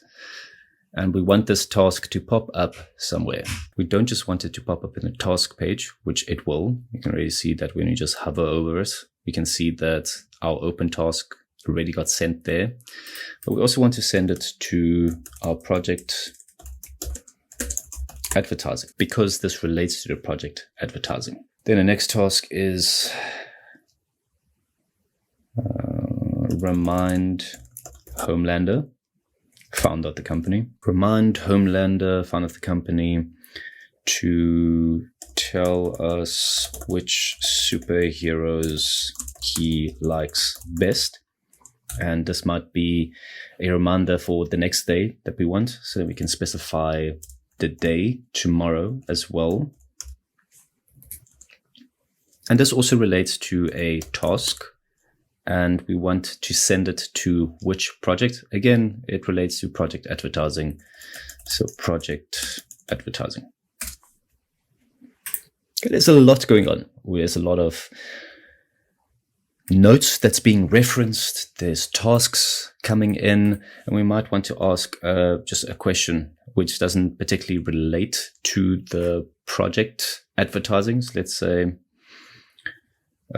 briefly spoke about holiday ski destinations with Homelander. Ask him for recommendations for your next holiday. And this is also a task which you want to do, or it could be a question that you want to ask him. But you can see we don't mention project advertising here again, because this does not relate to the project advertising. This is more of a personal log that we want to send. Where do we want to send this log? We want to send it to the person, him or herself. And this is something that we want to ask for recommendations. Now, let's say this is all that came out of this meeting. We need to give an update on the summary. Let's say that we discussed the color palette and the mascot. Color palette. I can see this is still set to British English, so I'm just going to hop between color and the different slight minute differences between the languages. Color palette, red, blue, white, and the mascot, cow. Moo. This is everything. If we go back to that day, you can see that if we hover over, we can see we had a meeting. Let's say you want to see all the meetings that you had in a day. This is some functionality that I added recently, which is not in the short form video, but nonetheless, I found it as quite valuable. We can go to any project that already exists, or just go to your project template. If you go to your folder structure, you go to templates and you go to project template, you can see that we have meetings.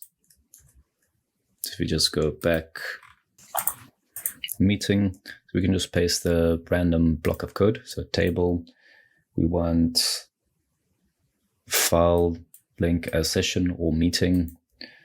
Want up, we can have up as real one, but I'm going to take this out. We can take created date because it's always going to be this date. Participants, yeah, sure. Summary, yeah, sure. Let's put in tags as well. Tags from everywhere except templates, where contains, and we're looking for tags where it contains You can think of what meetings are classified as, and meetings. We go here from the template, we can see that it is classified with type meeting. If we go to reading mode, you can see type meeting is under tags. So what we want is where I contains tags, type meeting, and I contains file.name.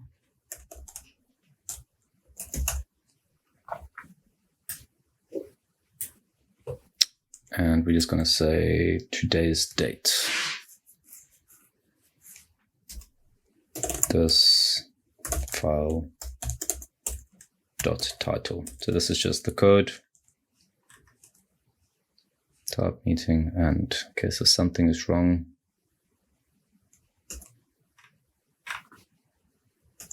Summary. We forgot a comma to show that it's different columns. And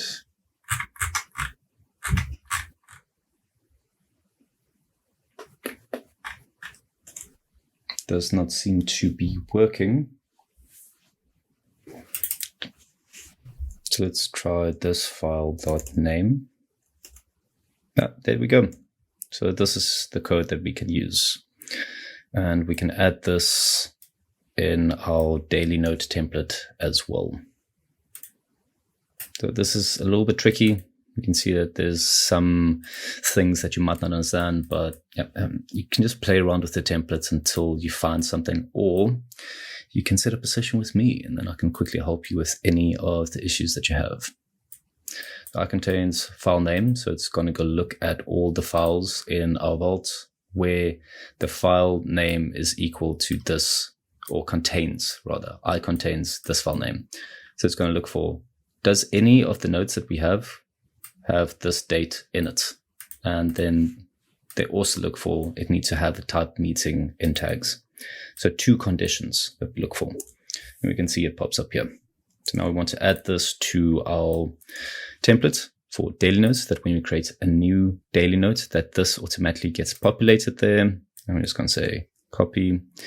And we want to say,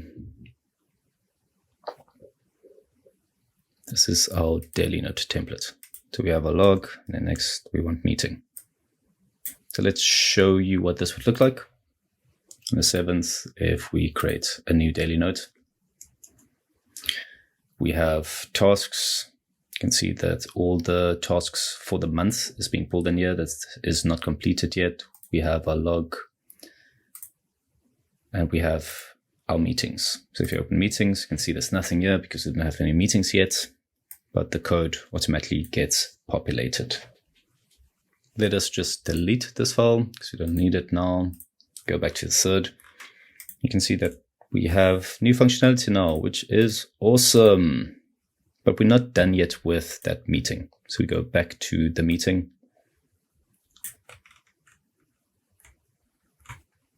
Just space this a little bit better. Not done yet with the meeting. So we have an up with a project that's not created yet. We have action points, which needs to get sent through to the project that's not created yet. We have action points, tasks, which need to be sent to the project, which is not created yet. We have reminders set to the project and to Homelander, which both of them aren't created yet. And then last one, also just a task for yourself, which does not relate to the project advertising, but does relate to Homelander. So there's 3 pages that we need to create. Project advertising, Homeland Founder, 2 pages that we need to create. So let's first create the project to make sure that this meeting ties up to a project. We go to the project. You can see nothing yet. We created a blank page with the name, but as always, we probably have a template for projects. We open up our template modal. We look for project template. You can see, does this have sub-projects? Probably not, but it doesn't really matter. And we can give a summary. This is all our advertising and marketing related efforts and projects. let's see the headings that we have here. This relates to the project MOC. We have all our metadata. You can see it's type, project, status, active. And because this is just an example, we want to have type example. We have sub-projects. We don't have any sub-projects for this yet, but you can think of a sub-project as, let's say, Facebook marketing was part of the advertising and a team runs it. You would probably have sub-project Facebook marketing. Or let's say you have an Instagram account which takes a lot of effort to run, then you'll probably have a sub-project Instagram or sub-project website. So you can see you have space for sub-projects, which you might create later on. Meetings, all your meetings going to pop up here. So you can see this one already popped up. You can see the participants, and this page is not created yet, which we'll get to next, which is going to be part of the people related information. And then we have tasks and questions. So we expect our tasks and questions to pop up. Just pin this daily note. From our log, we had this meeting. We can see that we expect our task to pop up and a second task to pop up. So if we open up this, we expect 2 tasks to pop up here. And we see 2 tasks. Great. Whenever you have another meeting, it would pop up here with the heading and then a task in that note. You can see we have no closed tasks, but if, let's say, we check this off, it would automatically detect that it's done and would get sent to closed, but it's not done yet. So if we close this for sprints, we haven't had any sprints. But let's say we work on sprints, might as well do it now. Let's say later that day at 1500, you log a sprint. And a sprint is just an effort. It is just a ledger, a breadcrumb trail that you leave for yourself of things that you were working on related to a project or a sub-project. So you open up the task formatting, which allows us to log things, and it allows us to send these bits of information somewhere else in our vault. In this case, we want to log a sprint, and we want to send this log sprint to that specific project advertising.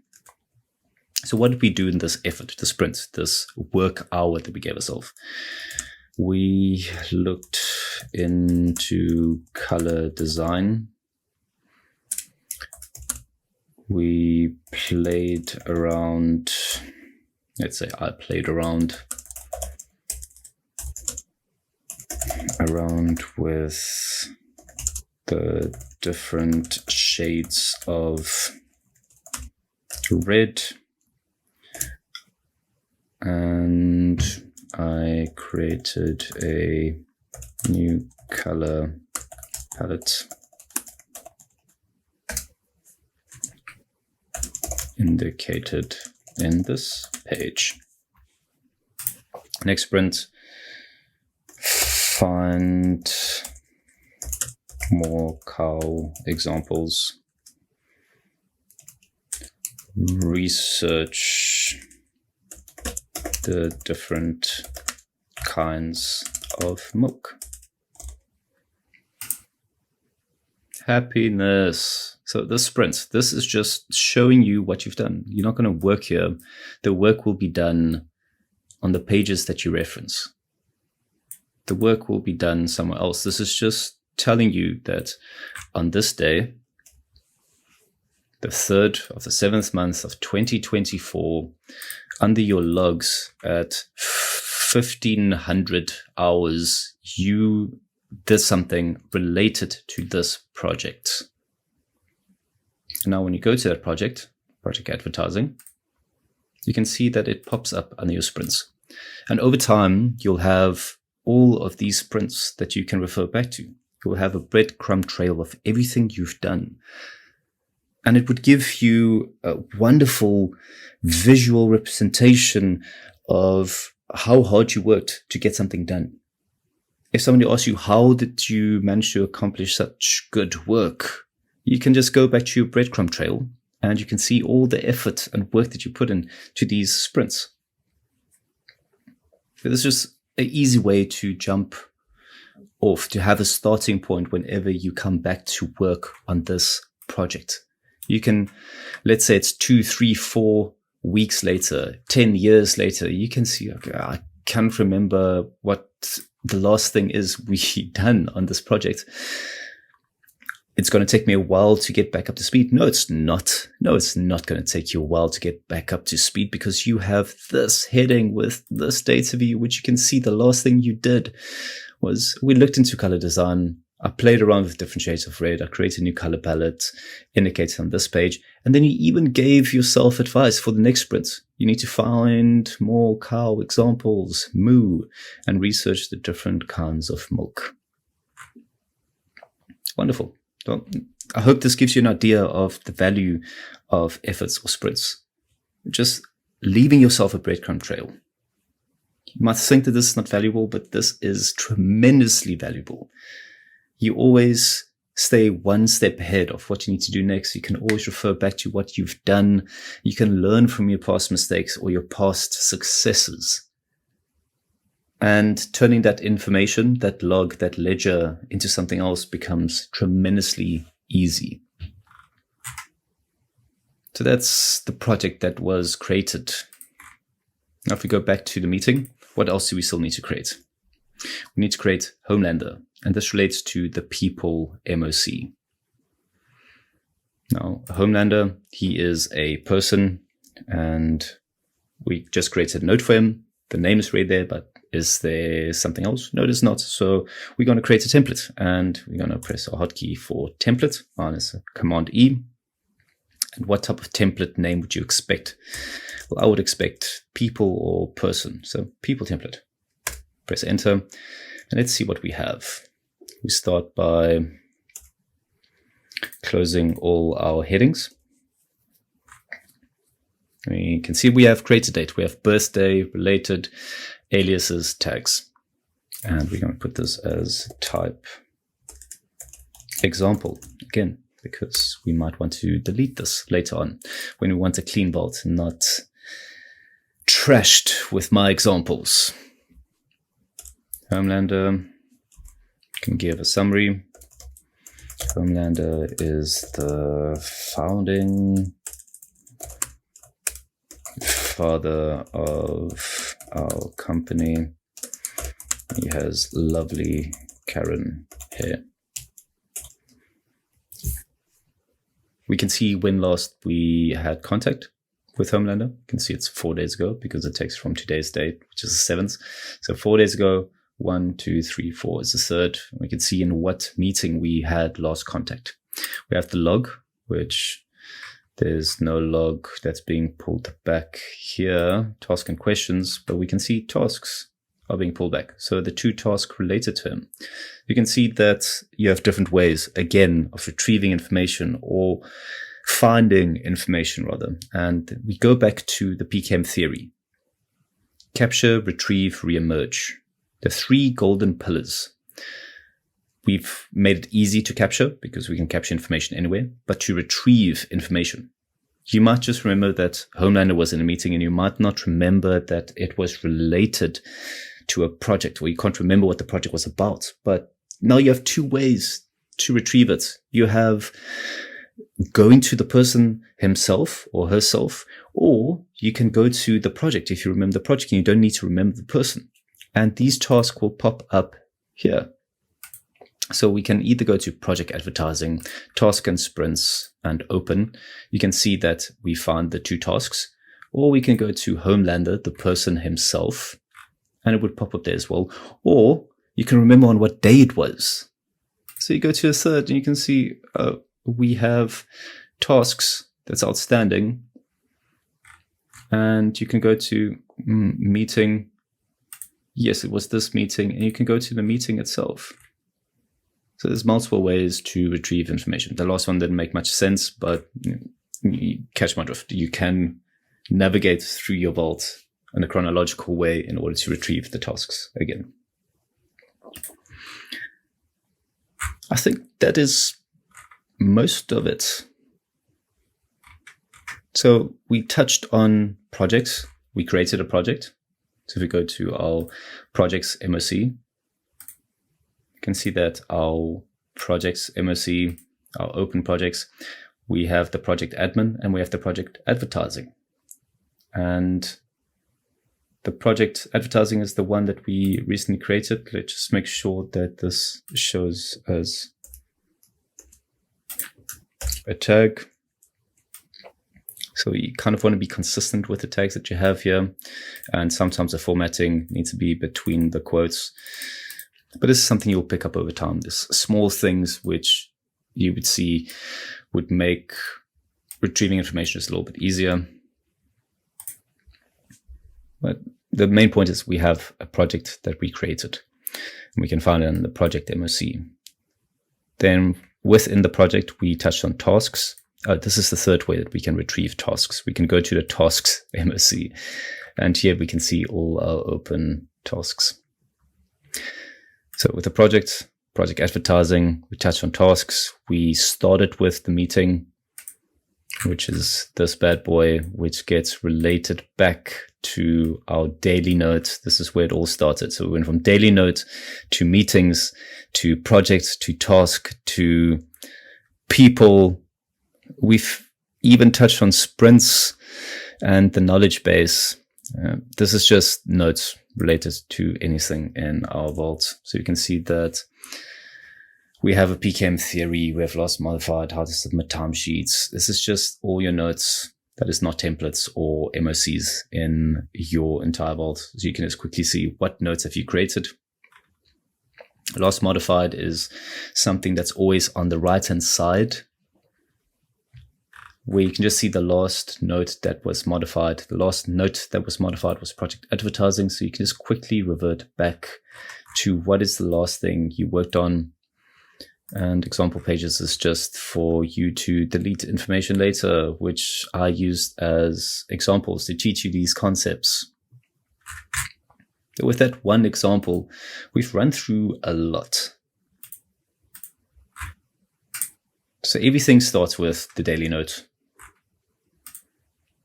And it just closes everything to make it less cluttered. Everything starts with the daily note, which you can access here on your calendar. Every day, you're going to open up a daily note. Every day, you're going to look at the tasks that's due for this month. And this is just a data view query that retrieves all the tasks within this specific month. You have a blank place for a log, which you'll start by putting the time and what happened. 10 a.m. we had a meeting. At 12 we went outside. At 3 you did some hard work on something. And then at the end we have another data view query to just show you a recap of all the meetings you had in that day. And from there you just go off on an adventure. So at 10 a.m. we went off on a little side adventure to create this meeting note, which we filled in all of these details. We got valuable information back. We have next action points. And then this mini adventure continues because we sent it to project advertising, and project advertising have all the information here. The meeting gets pulled in, the tasks gets pulled in. We even have sprints to show us the breadcrumb trail. And this project advertising gets sent to the project MOC. And that was the end of the side adventure, or the one branch of the side adventure. But this side adventure continues because we've mentioned Homelander and we've assigned tasks to him. So these tasks, they get sent to the task MOC, they get sent to the project MOC, but they also get sent to Homelander. And Homelander, we have created date, birthday related aliases tags. We have a summary. We can see the last time that we contacted him, and we can see the tasks associated with him. Then if we go back, that was the end of our side adventure. Then we go back to our home note. So that was just one side adventure. At 12, we go on another side quest, if you wish. The team took up their swords and they went out to search for substance. And they found substance and they took over and they conquered the hunger that was breeding from within. And they went to McDonald's. So this is another side quest. This side quest gets sent to, just by using of this tag alone, gets into the the restaurant log. So that little side adventure pops up here. And that was a quick side adventure. Then at 1500, we had another side adventure where the sprints get sent around. So you can see, you can think of this as your main adventure for the day, the main storyline. And then each little individual piece is a little side quest that you just quickly go on, and then you return back to your home page. At the end of the day, you quickly want to have a recap of what happened. So what happened today? Had my first meeting with Homelander. So you can reference Homelander in here as well. So if you type it in reading mode, it doesn't automatically populate what the actual name is. So you can't really make the reference, but if you go to editing mode, you can. Homelander. So I'll show you what this means.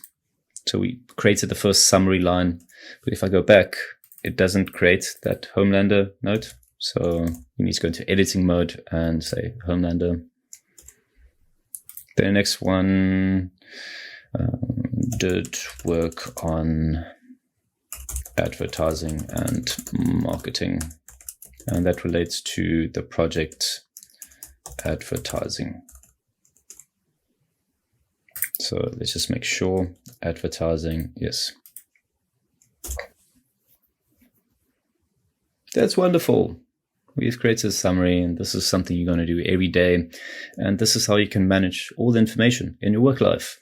Now, last thing, you probably want a weekly review. So you can press on the weekly, create it, and this would just return a table with all of your days in that week. And you can see that on the third day, I had my first meeting with Homelander, and it automatically references.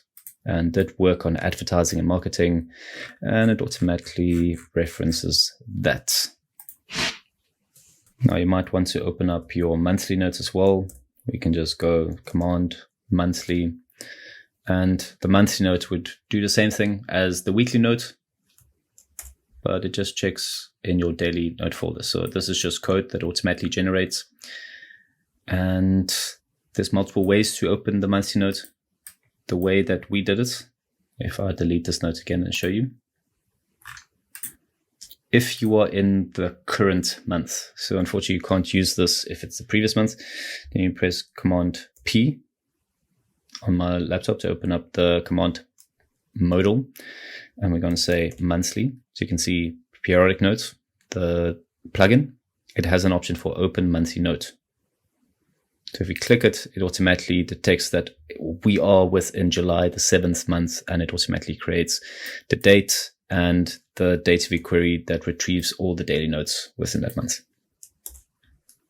Other way of doing it, if we delete it again, is just to create a blank note, create new tab, create new note, and we type in the format year dash month. And you might wonder, well, what code are we going to use? Well, my dear friend, my fellow scholar, we have templates, and the template is the monthly note template. And there you have it. Works just as well. So for these guys,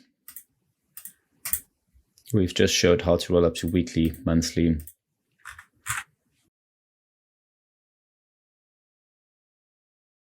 Can quickly run through the plugins again. We have the calendar plugin, just gives you this little lovely side panel of all the days which you can click through, and we set it up in such a way that you can click on a specific day and it creates that new daily note. It also works with periodic notes. So periodic notes is just how we manage our, let's say, our daily notes. It automatically gets sent to specific folders. So here we can see it automatically creates year, months, and we have weekly notes that automatically get sent to the folder year, GGG. Not sure what it stands for, but it works. Monthly notes gets into the monthly note folder. There we go. Folders in this format. So this is all fancy things that we've gone through in the original setup. And it just automatically creates folders in our journal entries. So for this one, we can see that automatically creates the 8th month folder if we click on it. So let's say it's the 1st of August and I create a new note. You can see that there's no 8th month folder. So how we set up the calendar with periodic notes with templater, it automatically creates at 8th, automatically places that note, that daily note, in this folder. So I just delete it because that was just a showcase. Then we can delete this as well because we're not there yet. Not empty.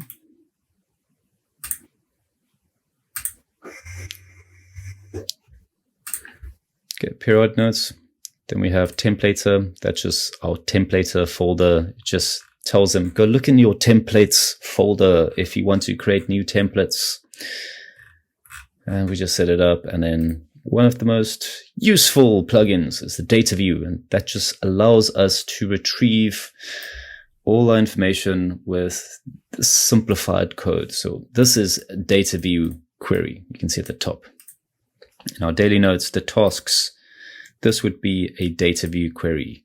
Our meetings, this would be a data view query. If we go to our projects MOC, this would be a data view query for all our open projects. If we go into an individual project, we can see that we have sub-projects. That would be a data view query. We have meetings. That would be a data view query. Task, guessed it, that would be a data view query. For sprints, data view query. And I try to keep it as simple as possible because I see a lot of templates that have hundreds of plugins. And if something changes, everything breaks. Again, always try to keep your knowledge management system as simple as possible. That's why I try to minimize the amount of community plugins that we use. Obviously, there's some that might benefit you, but for this raw form of personal knowledge management, you want less. Less is more. Think about Italian cooking. Less is more. So we only have 4 plugins. The rest is the core plugins, which we didn't really touch on.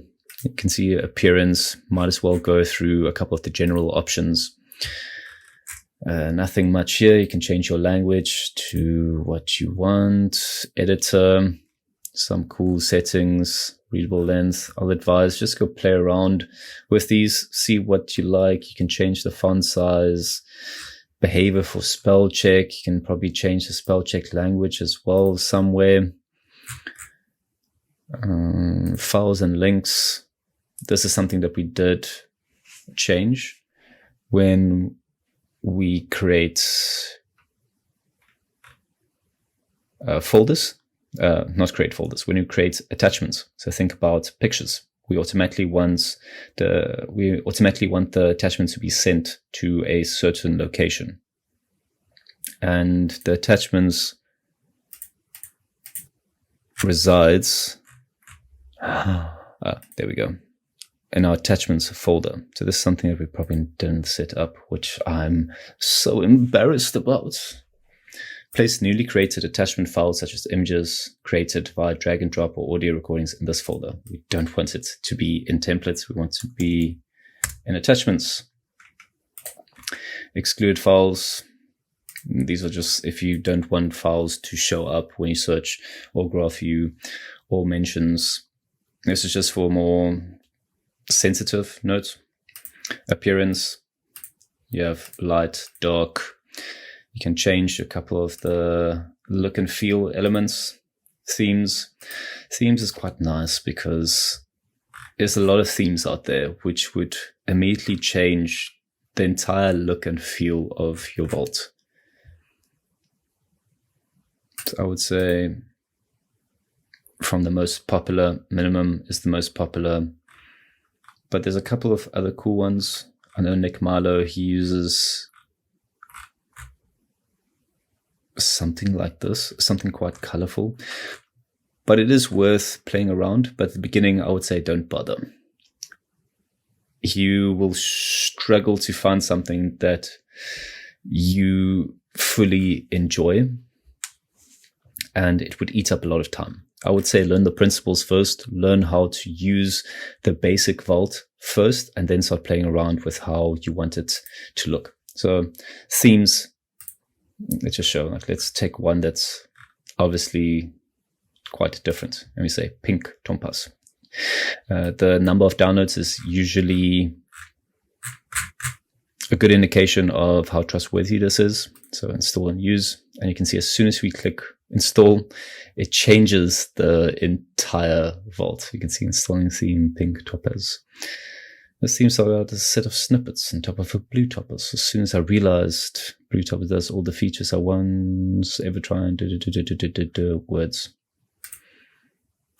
So this might be something for you. This actually looks quite sleek, but you can see it messes up some of the metadata because it's specific functioning. Even the tasks, they have different colors, the groupings. You can see the side panel also changes. So you can go play around with these different community themes. Let's just say manage. And uninstall. And then it reverts back to the normal one. Oh, now I'm interested in auto tape. See, it's like there's a bunch of things which you can go play around with and see if it works for you. This one, yeah, not my style. But manage.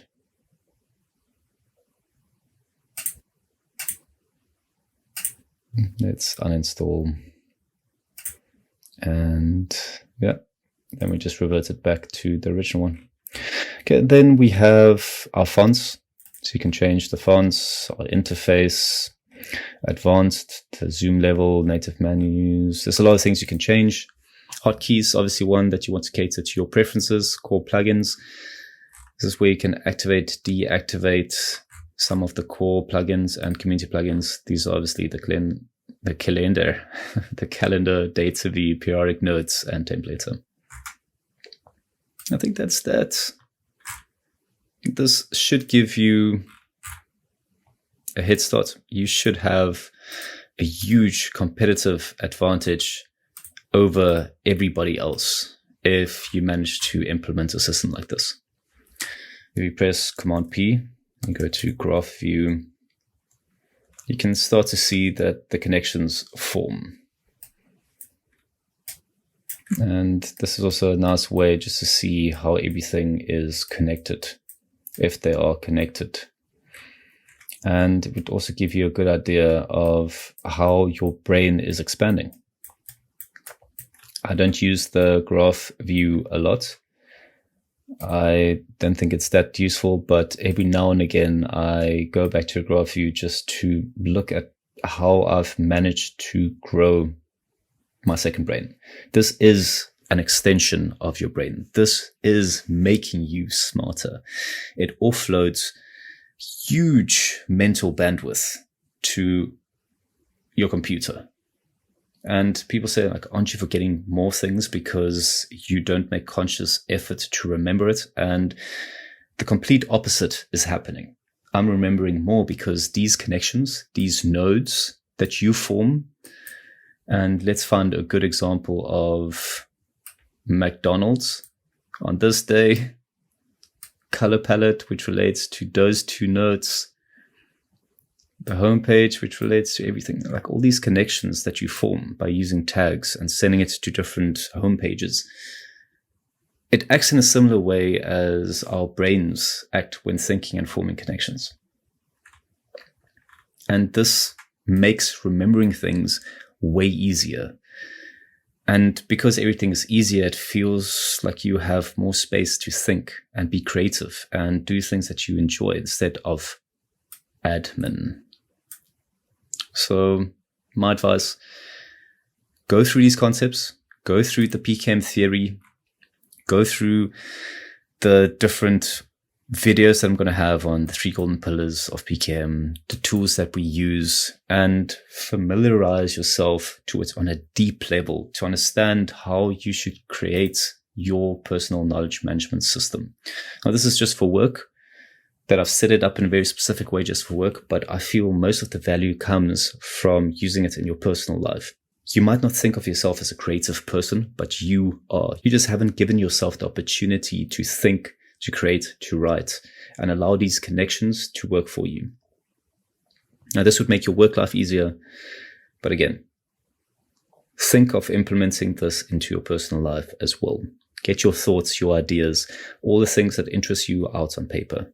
Use the daily notes, use log-readies in order to build new things, new connections, expand your mind. I want to leave with that thought. I recently created a new website. I've made new slots available for consulting. I saw there was a little bit of a higher demand for one-on-one consulting where I teach all these principles and cater to your use cases. I'm also opening myself up to workshops. So if you want a group of people to be upskilled and go through the PKM theory, the methodologies that I came up with, there's also the option for that. And again, if you don't want to create all of this yourself, go and support me on Buy Me Coffee if you have the means. Until next time, strength and honor. May the light illuminate you. I will sing a song of the late Twinkies in your great, great, great, great, great granddaughter's name. Cheers.